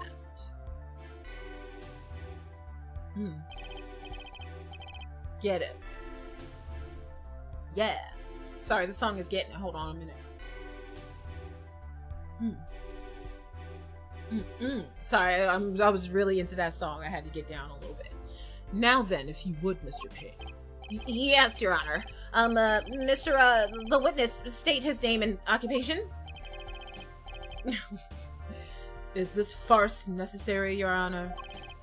Believe me, far stranger things have gone on in this court. For sure! This is not even the closest to the weirdest shit we've seen in this courtroom. Fine, I'll play along. First, there's one thing we need to have made clear. How did you know about the secret beneath the victim's hat? By secret, I'm guessing he means the fact that Mr. Smith was bald. Forgive my curiosity, but what is it about this fellow's head? Your Honor seems to have an inordinate interest in it. Objection! Girl, now I'm changing the subject. He's like, do you have feelings about your male pattern baldness, sir? I wouldn't call it inordinate, Mr. Gavin. Hey, Phoenix! Papa! The hat is so cute. I can't. Mr. Wright! What do you think you're doing, Wright? Oh, you know you're a villain. You see them glasses? Girl. Wow, things sure look different from the other side. You know what I mean, Apollo? Speaking of looking from the other side, let's consider something for a second. The victim wore that hat all night, never once taking it off except for that one time. That one time being the instant he was hit. Oh. When Mr. Wright returned from reporting the crime, the hat was laying on the floor. Mr. Wright picked it up and placed it on the victim's head. In other words, in order to have seen Mr. Smith's bald head, you would have had to been there in the hideout at the time of the crime. In other words, I must be the real killer. Is that what you're trying to say? Not bad, Apollo.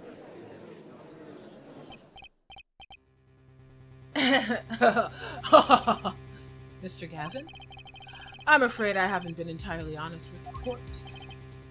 What? Oh, I assure you, I had the noblest of intentions.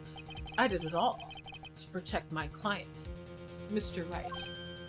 Did what all? You murdered somebody and made it look like he murdered somebody in the interest of him? Yet I'm afraid in this current situation, I see little reason to hide anything. Very well. Allow me to tell you the truth of what happened that night. Yes, bitch. Give me the truth. Or most of it. Or some of it. Parts of it, probably. Parts of the truth. We'll figure out the rest from there. Finally, you may begin your testimony.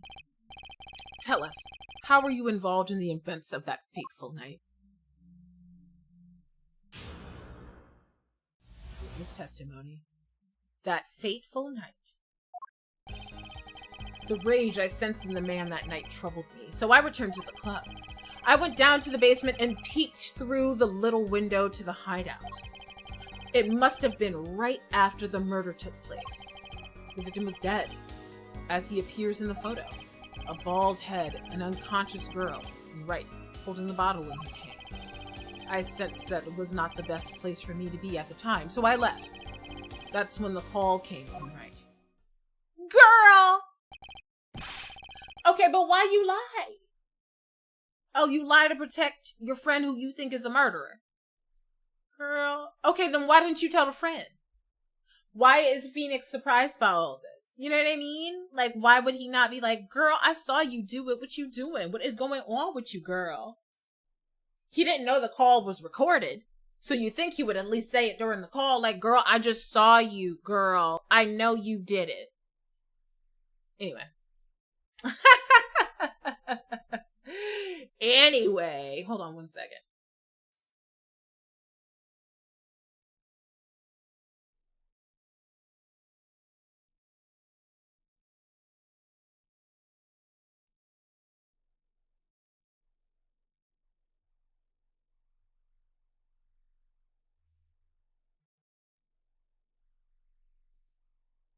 Hold on.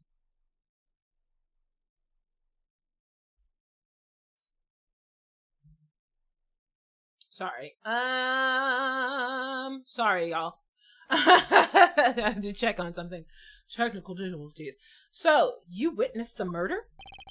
For better or for worse, I missed the actual moment of the deed. Mr. Gavin, may I remind you that you are on Mr. Wright's defense team. Your testimony is clearly disadvantageous to your client. What else could I say? I'm standing on the witness stand after all. So you are Mr. Gavin. And you had to testify as you just did. You had to tell them you saw the scene of the crime through that little window. Mr. Wright? You had to say that.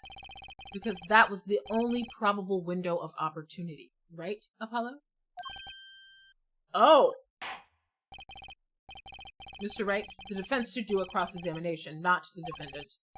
Mr. Justice, are you prepared? Yes, Your Honor. I can't believe I'm going up against Mr. Gavin. This trial is getting weirder and weirder. I've seen weirder trials for this, I'm not gonna lie. Way weirder. Way weirder. That fateful night. The rage I sensed in that man that night troubled me, so I returned to the club. I went down to the basement to peek through the little window in the hideout. It must have been right after the murder took place. The victim was dead, as he appears in the photo. A bald head, an unconscious girl, and Wright holding a bottle in his hand. I sensed that was not the best place for me to be at the time, so I left. That's when the call came from Wright. Okay, girl, I have a lot of issue with all of this. So how long it took you to turn around and go watch? How long does a game of poker need to happen? And a fake, setting up that whole thing. How long does that take? How long did it take for you to turn your ass back around and go back to the restaurant? Why didn't you call your friend if he was so worried? You have his cell phone number on, obviously. What is going on? We're pressing everything. The rage I sensed in that man that night troubled me, so I returned to the club. With that man, you mean Mr. Smith? He was different from the other customers. His aura, shall we say. I knew he was a serious poker player, but it was more than that. So then you knew the true nature of your client's job. Of course. But I also knew that he wasn't engaged in gambling, which would be illegal. Well, it makes sense that he'd know. They were friends after all. I want to know how much time. How much time did it take you to turn around and come back? Worried for my friend, I returned to the club. You see, I feared this Mr. Smith might be someone coming to settle an old score. I see. What happened then? I went down to the basement and peeked through the little window in the hideout. Let's press it. Okay? The little window? You mean the one used to keep watch up the stairs? Yes, a relic of the ancient past. The black marketeers used to use it, I believe. Why did you go through the trouble of peeking in through the window? Wouldn't it have been easier just to open the door and go into the room? I didn't want to upset Mr. Wright, you see. Upset Mr. Wright? Yes, what if my fears had been unfounded? I'd be walking in on their match. Bad form, to say the least. Huh. So far, everything he's saying makes sense. Nah, none of this makes no sense. How long before he turned around and walked his ass back in? Like, that alone. That alone. That alone. It must have been right after the murder took place. Hold it! How do you know it was right after the murder? Really? No need to shout, Justice. Ugh. I was just getting to that part in my testimony. Ah, there he is. The coolest defense in the West. We know and love. Even when you're standing up there on the witness stand, some things never change. I was afraid you'd change too, right? But you haven't. You and that overbearing personality of yours. Yo, this bitch said you were extra as fuck. You always been extra as fuck, and that's why I never loved you. Stop, I'm sorry. I still want to know why he set up his friend like this. Anyway, with friends like these, who needs enemies? The victim was dead as he appears in the photo. A bald head, an unconscious girl. Oh wait, hold on. As he appears in the photo. Hat off. Okay. We're gonna press this anyway. I'm pressing every detail. By photo, you mean the second photograph of the crime scene? Precisely. You see, he wasn't wearing his hat then. I saw his head when he was dead. That's bars. And then Mr. Wright came along and replaced his hat. Can you describe the scene of the crime for us? Bald head, an unconscious girl, and Wright holding the bottle in his hand. Those were the only three at the scene of the crime? Yes, as far as I saw, at least. Then we're back where we started. The killer was the defendant. Phoenix Wright, who else could it have been? But why didn't you talk to the police? 2 reasons. First, I didn't actually witness the very moment of the crime. And second, my office was asked to defend Mr. Wright. Even after seeing what I had seen, I couldn't abandon my friend. Objection! There must have been someone else there at the moment of the crime. Oh, here we go. Bring up the card. Justice, I just said I saw no one, not a soul. But that goes against what Mr. Wright said. Ah, yes, this mysterious 4th person, who would conveniently be the real killer, I suppose. Glad to see we agree, Mr. Gavin. Oh, wait, hold on. I want to see if I can look at that card. I didn't examine that card yet, and I would like to. I mean, I can see what it is, you know what I'm saying? But I would like to look, you know, closer. No clues here? Okay. A single drop of blood marks the front of the card. What marks the heart of the cards? Yo, that's the second time doing that joke. I'm sorry. I'm sorry, y'all. The jokes are so bad. Question of the day. What's your favorite outdoor activity? If you haven't answered the question of the day yet, I would love to hear it, chat. What's your favorite outdoor activity? Okay, let me pose a question. Tell me, what possible reason did the real killer have to swap cards in the victim's hand? To make it look like Phoenix tried to cover it up? Perhaps you can show us a reason why such a thing would be necessary? How can I show something I can't find myself? Remember, Apollo, the card that was swapped out was the 5th ace. The 5th ace, right. Well, Mr. Justice, the question of why the killer would swap out the card has been raised. Can you point to a reason?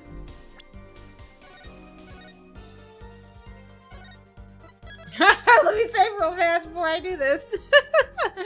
I know how I do. Alright, I need to be able to show the evidence of why the killer would need to swap out the cards.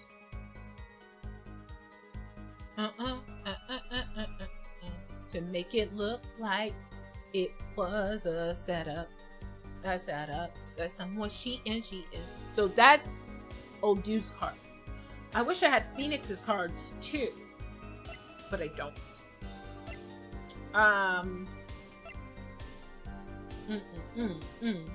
Get it. Let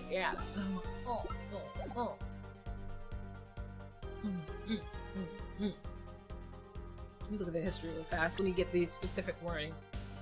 The question of why the killer would swap out a card has been raised. Okay. And there's blood on this damn card.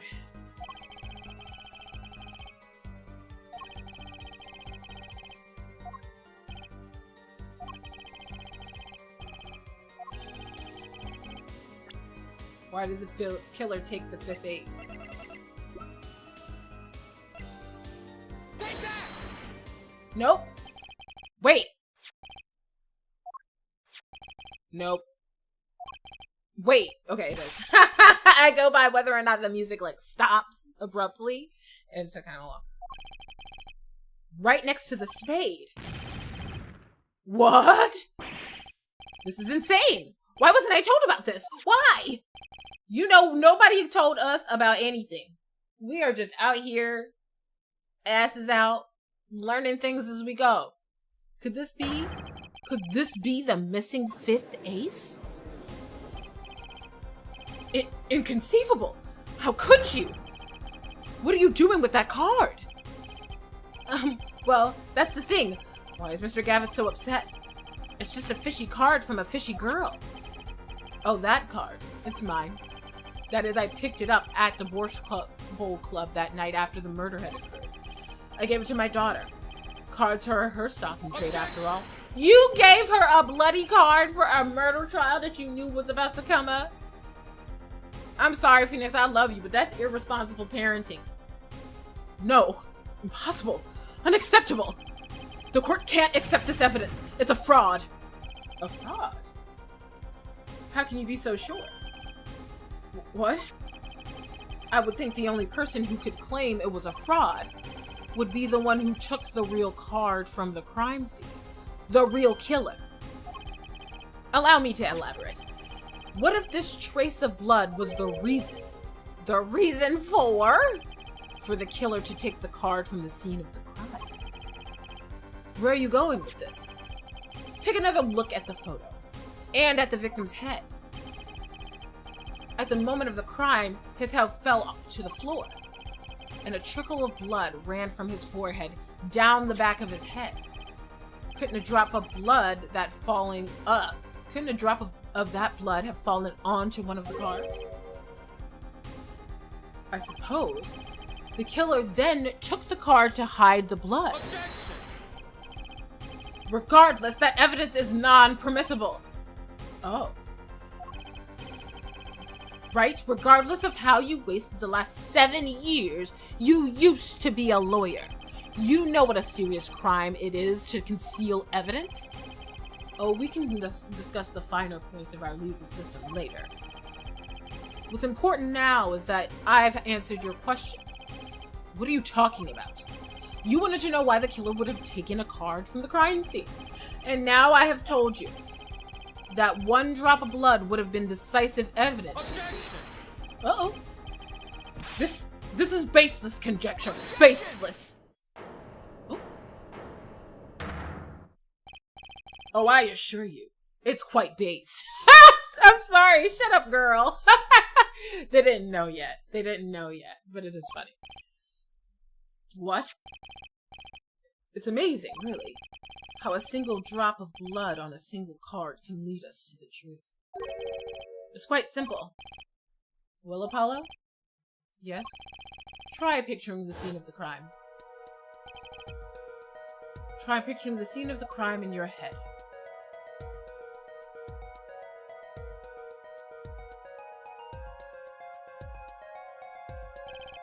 The murder took place in the hideout.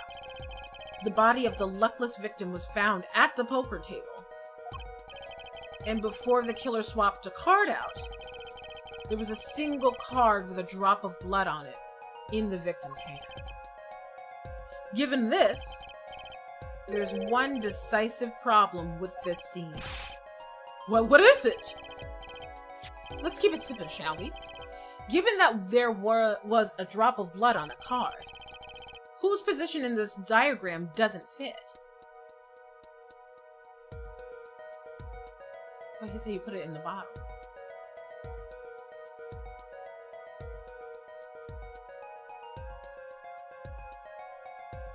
Waitress, okay.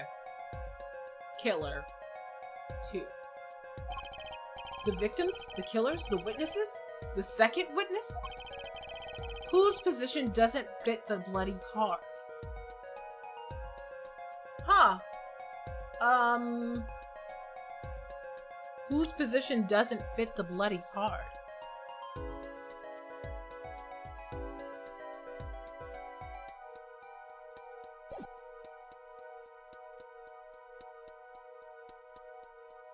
I mean, the card was supposed to be in his pocket, right? It's supposed to be set up in his pocket. He put it in the bottle.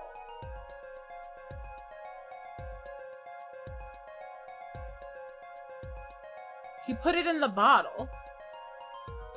So how did the blood get on the card? Whose position doesn't fit? with the bloody card? Everyone involved. The card itself was in the bottle. So are we saying it's the victim? Let's try it. Take that!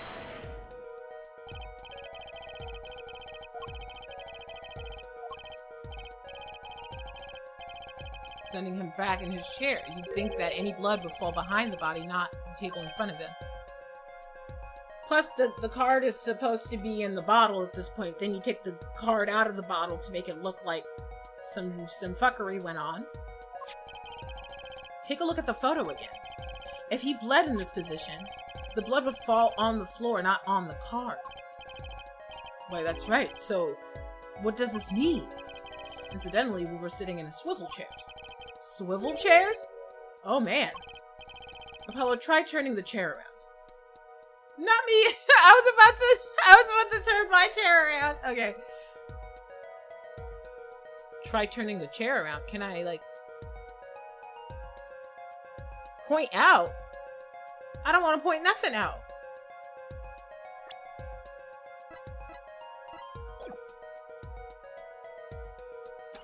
Oh.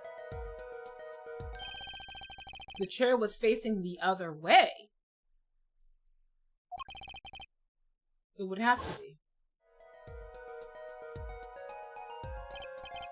So we have to assume that the victim's chair was facing away from the table. When Mr. Wright returned from informing the police, which way was the chair facing? When I came back to the room, the body was facing as seen in this photo. That would mean the killer turned the chair back around. Let's take the next step. Look at the diagram once more. We know now that the victim was facing away from the table at the time of murder. But this creates another significant contradiction. Again? Let's test your reasoning skills again, shall we? Apollo, whose location on this diagram contradicts our new understanding of the crime scene. The victims, the killer. The victims, the killers, the witnesses, the second witnesses. Whose location creates, a contradiction.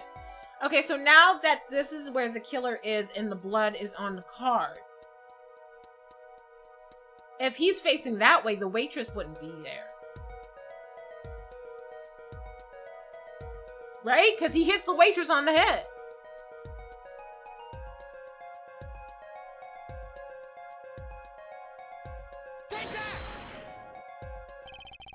The contradicting point is the location of the witness.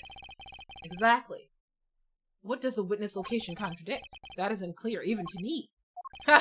Wait, did I say the witness? Wait, hold on.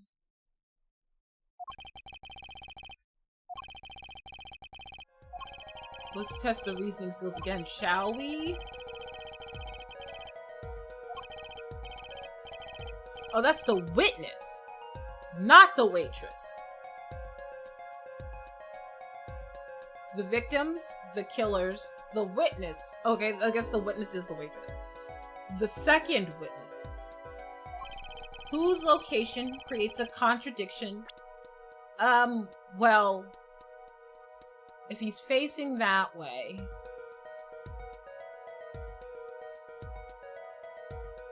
I mean, all of this is fucked. But I guess the killer sitting there wouldn't make sense either.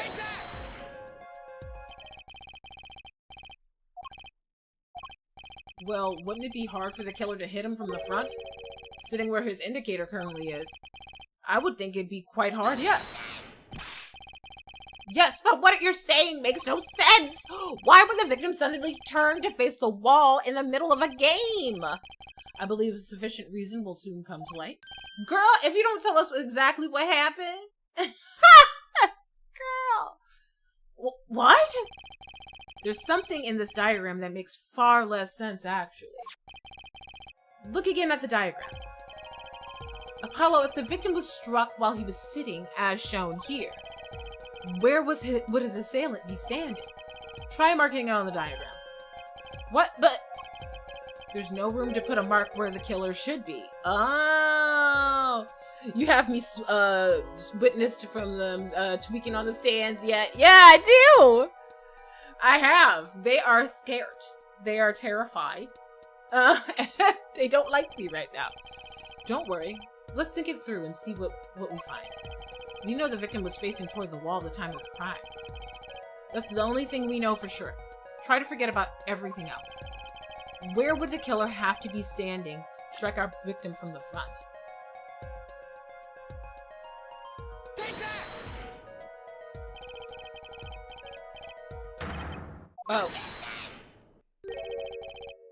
Oh, nope. But it did do a quick save, so I can reload. Are you claiming the killer climbed the cupboard? It's simple logic, really. If this was the only place the killer could have been standing, then that means at the very moment of the crime... Wait, I know. At the moment of the crime, the cupboard wasn't there. Girl, what?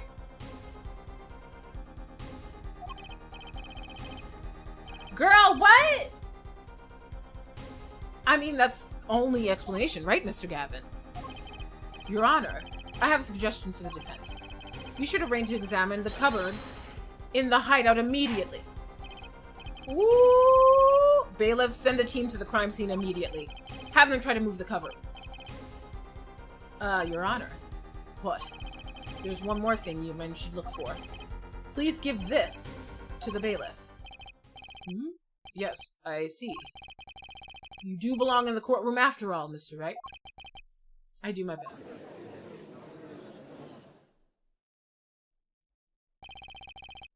But let's forge ahead here while we wait. Look at the diagram once again. It's been changed. If the killer was standing here at the time of the crime, then this cupboard wasn't here. Which means... Apollo, try moving what? Try moving the cupboard. Oh! So nobody could see it happening! As you can see, the cupboard was the problem. At the time of the murder, it has to have been shown here.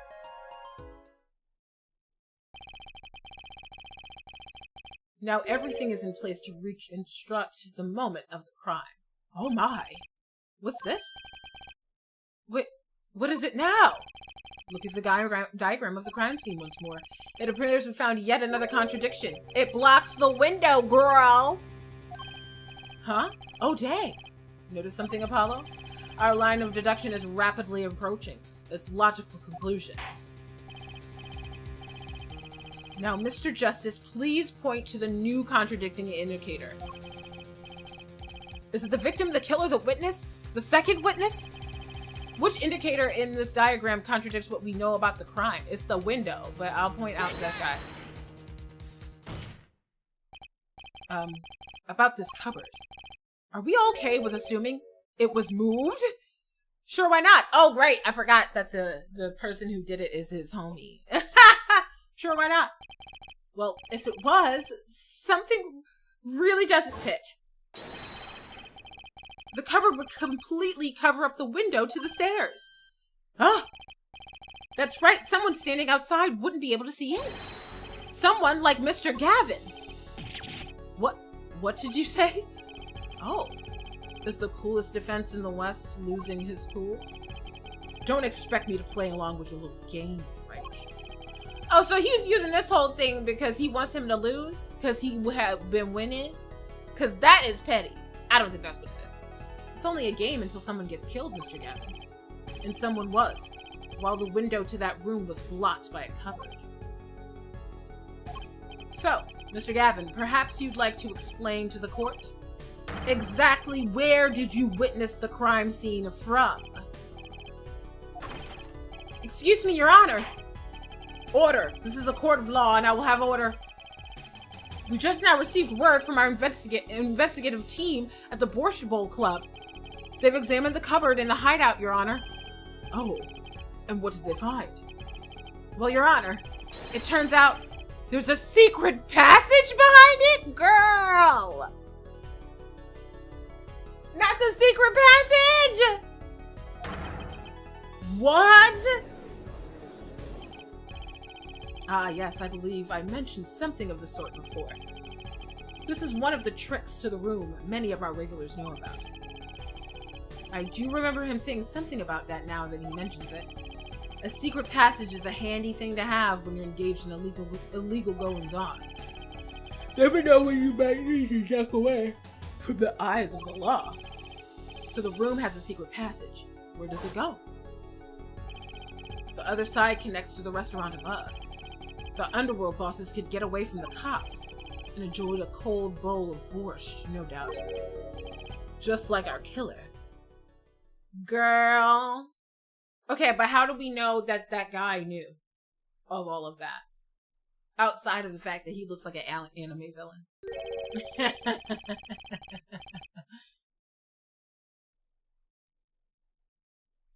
You see where our line of simple deductive reasoning has led us, Apollo. I see it, but I don't believe it. That girl wasn't kidding when she said I need this trump card for the last hand. At the time of the murder, the window was blocked and the victim's hat. It was only off his head for a few minutes between Mr. Smith's murder and Mr. Wright's return from calling the cops. In other words, the only place anyone could have seen the victim's bald head was from inside the hideout. Well, Mr. Gavin, come on, say something. Do I ask what really happened that night? Actually, I think we can probably figure it out ourselves at this point. That night, for whatever reason, our killer had a date with Mr. Smith. A date with destiny. There, he crouched hidden in the secret passageway behind the cupboard, holding his breath, waiting for just the right moment. Then the chance came. He took it.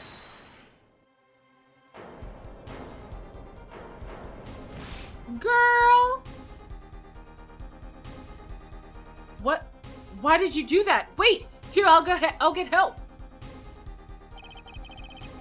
Miss Olga O'Reilly was out cold, struck by Mr. Smith. But his time was soon to come. Mr. Wright went upstairs to call the cops, leaving Mr. Shady Smith, Mr. Shady Smith, alone in the hideout with an unconscious dealer. Then our killer stepped out from the secret passage into the hideout. The victim must have heard the cover sliding aside. He wheeled his chair around to look. Bam! After the deed was done, the criminal must have seen the blood on the card. He would, of course, realize that the need to destroy the evidence. That single spot of blood told the whole story of the crime. Too bad from him, he didn't linger any longer in the hideout that night. If he had, he might have noticed the cards on the floor. And the fact that they were all red! Okay, but his hair is pretty. I said he did it right when we started. I nailed it. I said it. I said that bitch did it. I've played so many of these now. Well, it seems this trial has taken another turn. I'm truly, truly sorry I had to see this day come, Mr. Gavin. Well, he didn't say nothing yet. He hasn't defended himself. We gotta wait. Mr. Gavin? Mr. Payne? Yes, Your Honor. The prosecution will continue its investigation. As for Mr. Phoenix Wright, the defendant, he is hereby clear of all suspicion. What? Believe me when I say that I don't believe this is happening, Mr. Gavin. But I'm afraid circumstances call for me to issue a warrant for your arrest immediately. Ooh, ooh, ooh. Oh, no need to apologize. I'd rather enjoyed myself. It's not every day you get to witness a legendary attorney's dirty tactics firsthand. Your point, Mr. Gavin. Frankly, Your Honor, I'm shocked that a person of your caliber would be taken in by such a low-grade parlor trick. Excuse me? Oh, he definitely would be taken by a low-grade parlor trick. He does that all the time. He's easily confused. The defendant is clear of all suspicion. This is hardly the time for jokes, Your Honor. Mr. Wright hasn't proven anyone's guilt or innocence here. What he has done is use illegal evidence to put the blame on someone else. And not just anyone, but me, his own defense attorney. Illegal evidence? Let me ask you, Mr. Gavin. Is there still any reason at present to suspect me of wrongdoing? Of course, this bottle, for instance. The bottle of grape juice Mr. Wright was drinking? How do you intend to explain away the fingerprints on the murder weapon? And not just any fingerprints, am I right, Mr. Payne? Actually, yes. Oh, look, somebody woke up to finally do his job. He's sitting here just taking it back the whole time, like, bitch, what is going on? He didn't even remember to do his job properly. Poor judge is just a little senile. He's a little behind. He's just a few steps behind, you know? I seem to recall this being an issue earlier. The court in this case demand an explanation. I can only think of one reason why one would hold a bottle upside down, and that is to hit someone with the bottom of the bottle. Well, Your Honor? I see how the caught fish squirms to the last. Well, Apollo? Yes? Your boss seems awfully concerned about this bottle still. But I'm sure you can come up with a suitable explanation just like that. Yeah. Just like what? Why would anyone grab a bottle upside down other than to gulp? Don't let him trick you into thinking his explanation is the only legitimate one.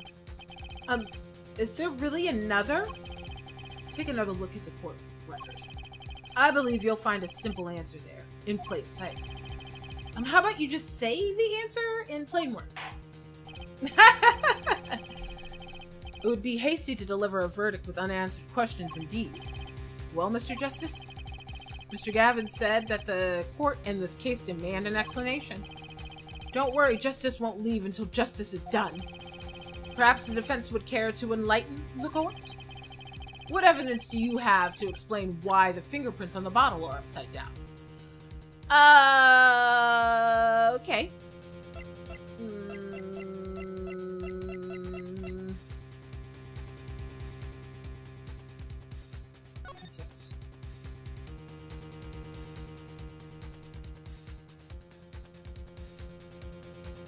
I mean, I personally think that it's a different bottle and he switched the bottles.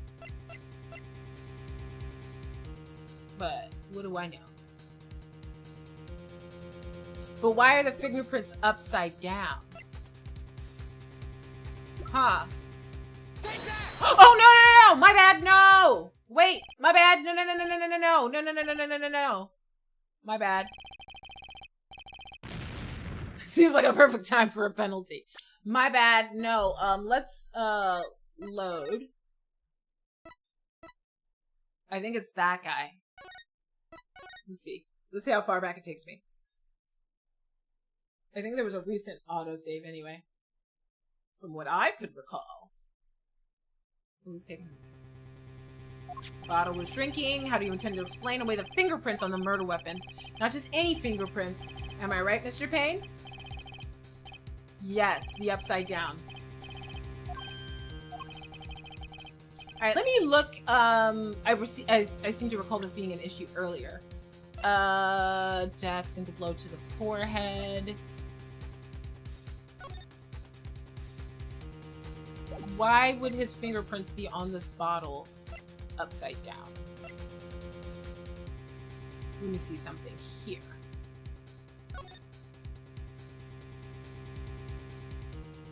Oh! You lucky it took you right where you were last, right? There it is. I see why. Okay. Because he would reach for it because look at where it's placed. So he would take a little bottle and go, ooh, ooh, ooh, ooh, like that. And then this motherfucker right here switched them. That's what I'm gonna say. Thank you for liking the live, Jay.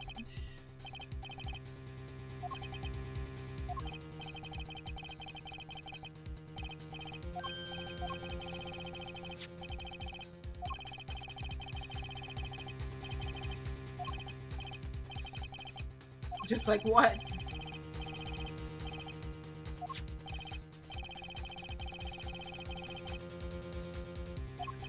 Why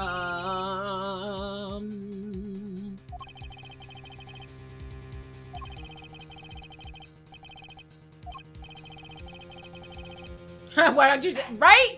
Why are you being so cryptic? Just say it. I'm tired. There's so many twists and turns. I'm just a baby lawyer.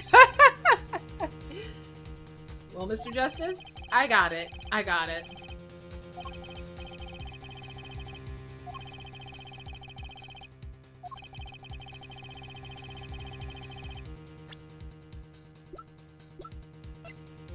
This is the one. Take that! It's actually easier to show you than to explain, Your Honor. Place that bottle on the floor next to your chair. Excuse me? On the floor? Yes. Now, reach down and pick it up. Without getting out of your chair. Ah. See? You naturally go to pick up the bottle by its neck. With your fingers upside down. There it is. Look at this photograph taken on the night of the murder. The defendant, Mr. Wright, sat here, playing piano, bottles of grape juice on the floor, to the side of his piano bench. He would have naturally picked up the bottles upside down several times. Wow, I can't believe it was that simple. Recall our dinner that evening, Kristoff. I was drinking my usual juice.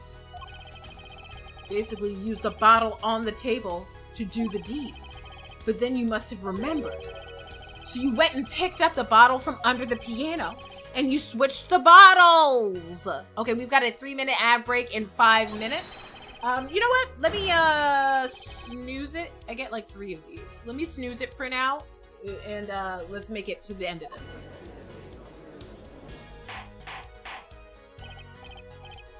one. Order! Order! What do you have to say to these charges, Mr. Gavin? Fascinating. So this is the legendary attorney's famed tactic of misdirection. What? You claim that I switched the bottle. Where is your proof? Proof? Well, that's the card was supposed to be in it. As I thought, more baseless conjecture. I'm afraid your bottle of proof is quite empty. I wouldn't be so sure about that. Your Honor, when you initiated the investigation of the hideout earlier, do you recall I requested an additional investigation? Yes. I have your memo about that here. Retrieve the bottles from under the piano at the Borscht Bowl Club. And here's one of the bottles in question.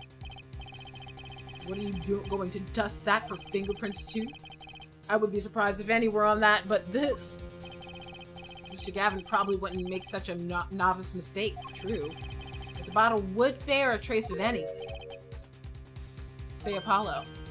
Yes? Why don't you go ahead and examine that bottle? But why? Just humor me. Mr. Wright. 'Cause he know what in there! That bottle will solve this case once and for all. What? That's the bottle. Here it is! Look at the card! Look at the card! There's something inside the bottle.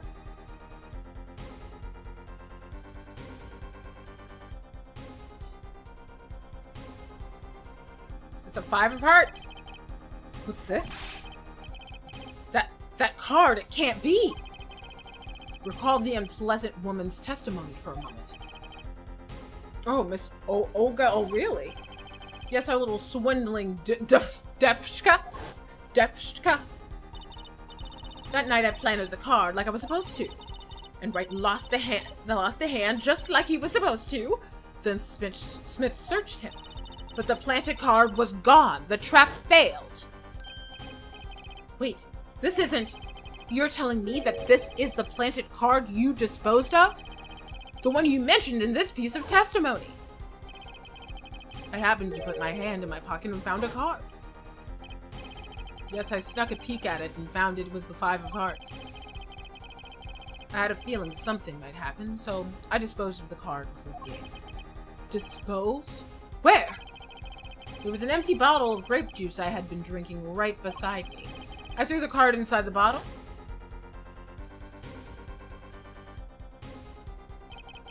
The 5 of Hearts. This is the card. The bottles were swapped.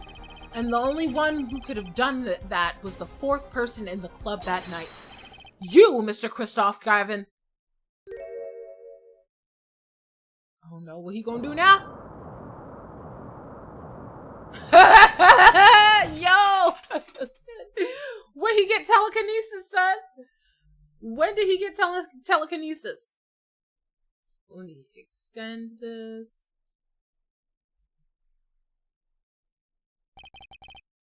That is all.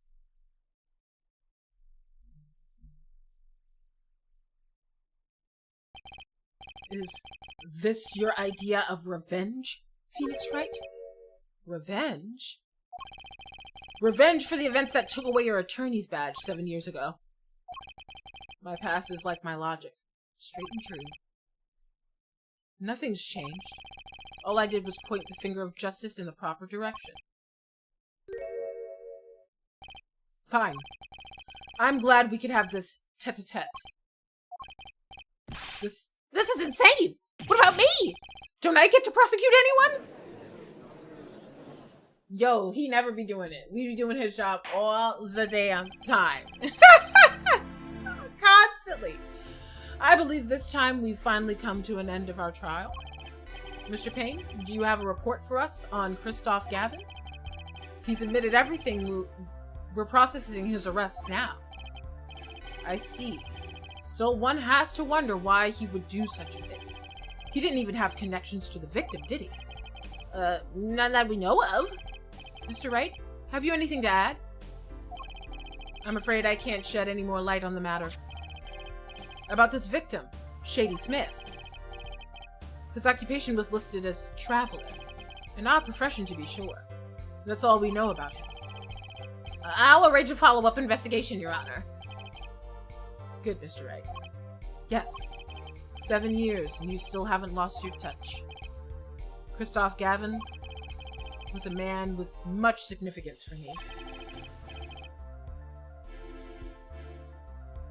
Both as a friend and as a lawyer. He was extremely talented, to be sure. I needed 2 things before I can confront him. The first was a place where no injustice would be tolerated. This courtroom. The second was a man who would tolerate no injustice. In other words, a defense attorney. You, Apollo. Me? This is a dark time for our legal system. A twisting of justice brought on by our very own initial trial system. We have to set it right. Mr. Wright! Our work lies ahead of us. And I, for one, am looking forward to it. Okay, Phoenix! Looking like a bad bitch in this one. Well, this seems to like a good time to announce a verdict. This court finds the defendant, Mr. Phoenix Wright, not guilty. Murder was the case that they gave him. Murder! Again, actually. This is the second. Third? It's been a few times for Nick. Court is adjourned.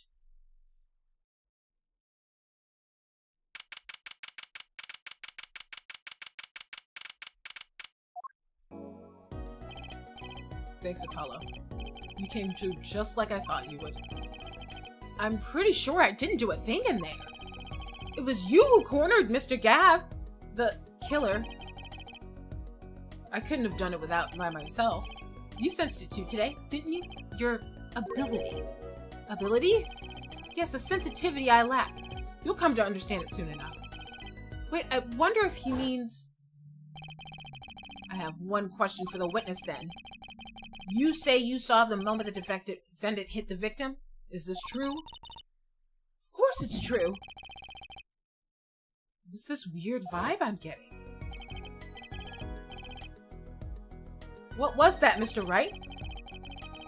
You'll find the answer to that question yourself. The answer, right? Today was full of questions without answers. Most of them about Mr. Gavin. What possible reason could he have had to commit murder? Perhaps you'll learn that in the days to come. Huh? Wait, you don't know, do you? This locket is the key. Huh? Oh, that reminds me, I met the girl whose picture is in your locket.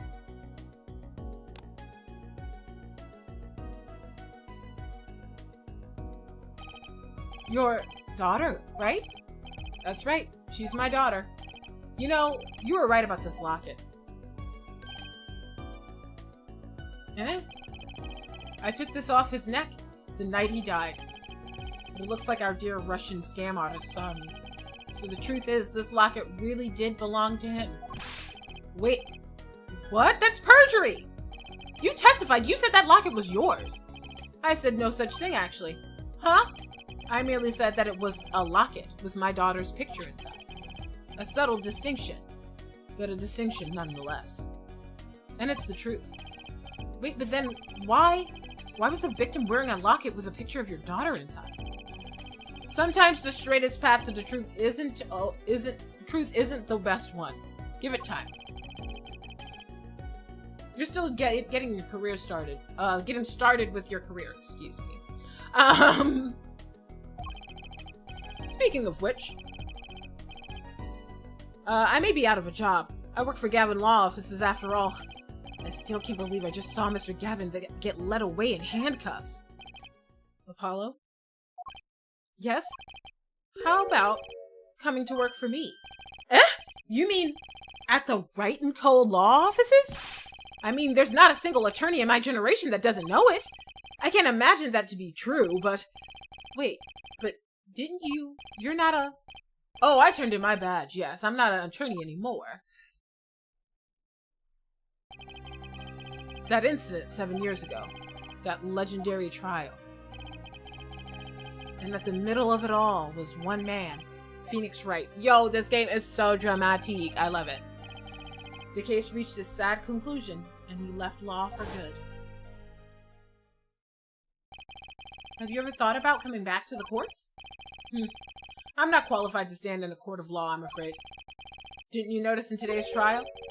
There was a single piece of forged evidence. Forged evidence? What are you talking about? I'm talking about the evidence that shouldn't have existed. A naughty magician's trick. Huh? It just seems, well, too perfect. I bet this was the evidence forged. Was it the card? And he said a magician's trick.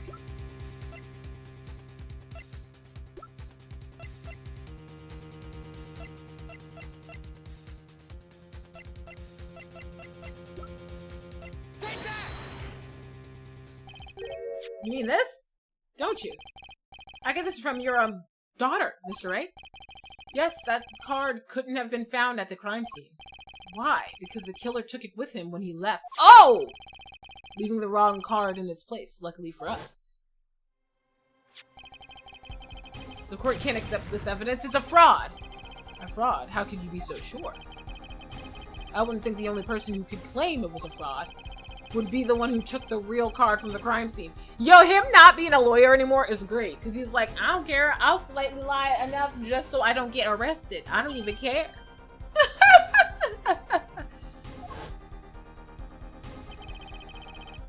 My verdict was already handed down 7 years ago. Then you really? Yes, I forged this card. One look at the crime scene should have told you it wasn't real.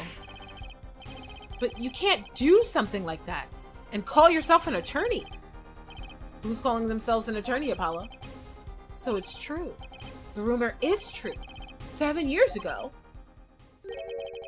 None of that matters much now, does it? Ugh. Ugh! I punched him. It's your story from here on out, Apollo. Perhaps I can help you turn the next page. My office's address. Drop in if you like. Mr. Wright? Oh, and about your uppercut. Try yelling, "Take that!" next time. I find it packs a little more punch. And Apollo, thanks for today. I had a good time. Not him saying he had fun! Yo. And with that, Mr. Wright walked out the door. And that's how my first trial ended. A lot of mysteries went unsolved. And at the time, I had no idea they were all related. Every mystery that day, connected by a single thread of logic. I'd find that out soon enough. My name is Apollo Justice, Attorney at Law, and this is how my story begins. Yeah! Such a great game, right? I loved that. That was so fun. They came out swinging. They really did. It was a good time. I really enjoyed it. Okay. So that was the first trial. So we've done all of episode 1. So yes, we have done all of episode 1 of Apollo Justice. It's so good. It was so fun. They really came out swinging. I'm really loving it so far. It's very funny. It's very cute. But we are going to wrap up here for today. Twitch, hang out for a second. We're going to do a raid and TikTok. I'm going to wrap up here for today. Thank y'all so much for hanging out with me today here. We will be back next week with more Ace Attorney, but tomorrow is Freaky Friday Horror. So we're going to be playing a horror game. We're going to be playing Walking Dead Telltale, and we'll be finishing up. We should be able to finish tomorrow. And then after, we'll start season 2 of The Walking Dead Telltale. We're just going to play through it. It goes pretty fast. We're going to have a good time. We're going to play through it. So yeah, I'll be back tomorrow. I will see you next time, TikTok. Thank you for hanging out with me today. Bye, TikTok. Hang out, Twitch. We're going to go do a raid. All right. Let's see who is playing what today.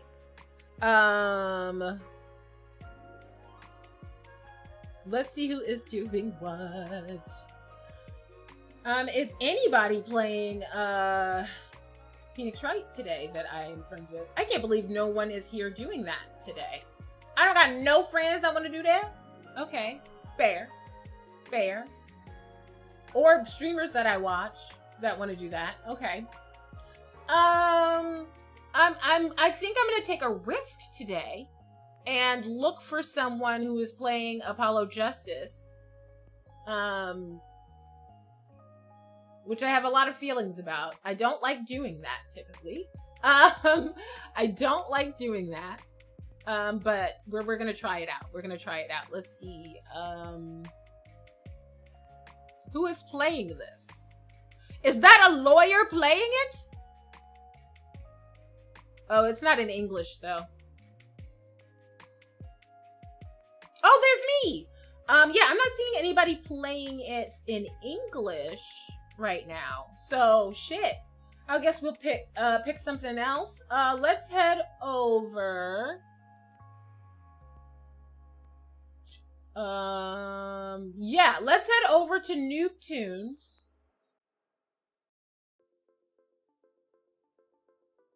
Playing Like a Dragon. I really like that game. So we're gonna head over there. Make sure y'all leave love for Noobtoons. Super cool streamer. British. And very pretty and fun and a good time. So we're gonna head over there. Let's get that party started. Alright, so like I said, we'll be back tomorrow with The Walking Dead. And I will see y'all next time. If you're really attached to me playing this game, I will be back on next Cozy Thursday continuing this game. Yeah, thank you so much for hanging out with me today. It's been hella fun. I'm very excited to have gotten right into this. And I will see y'all tomorrow. Make sure y'all leave love for Noobtoons. Yeah, bye.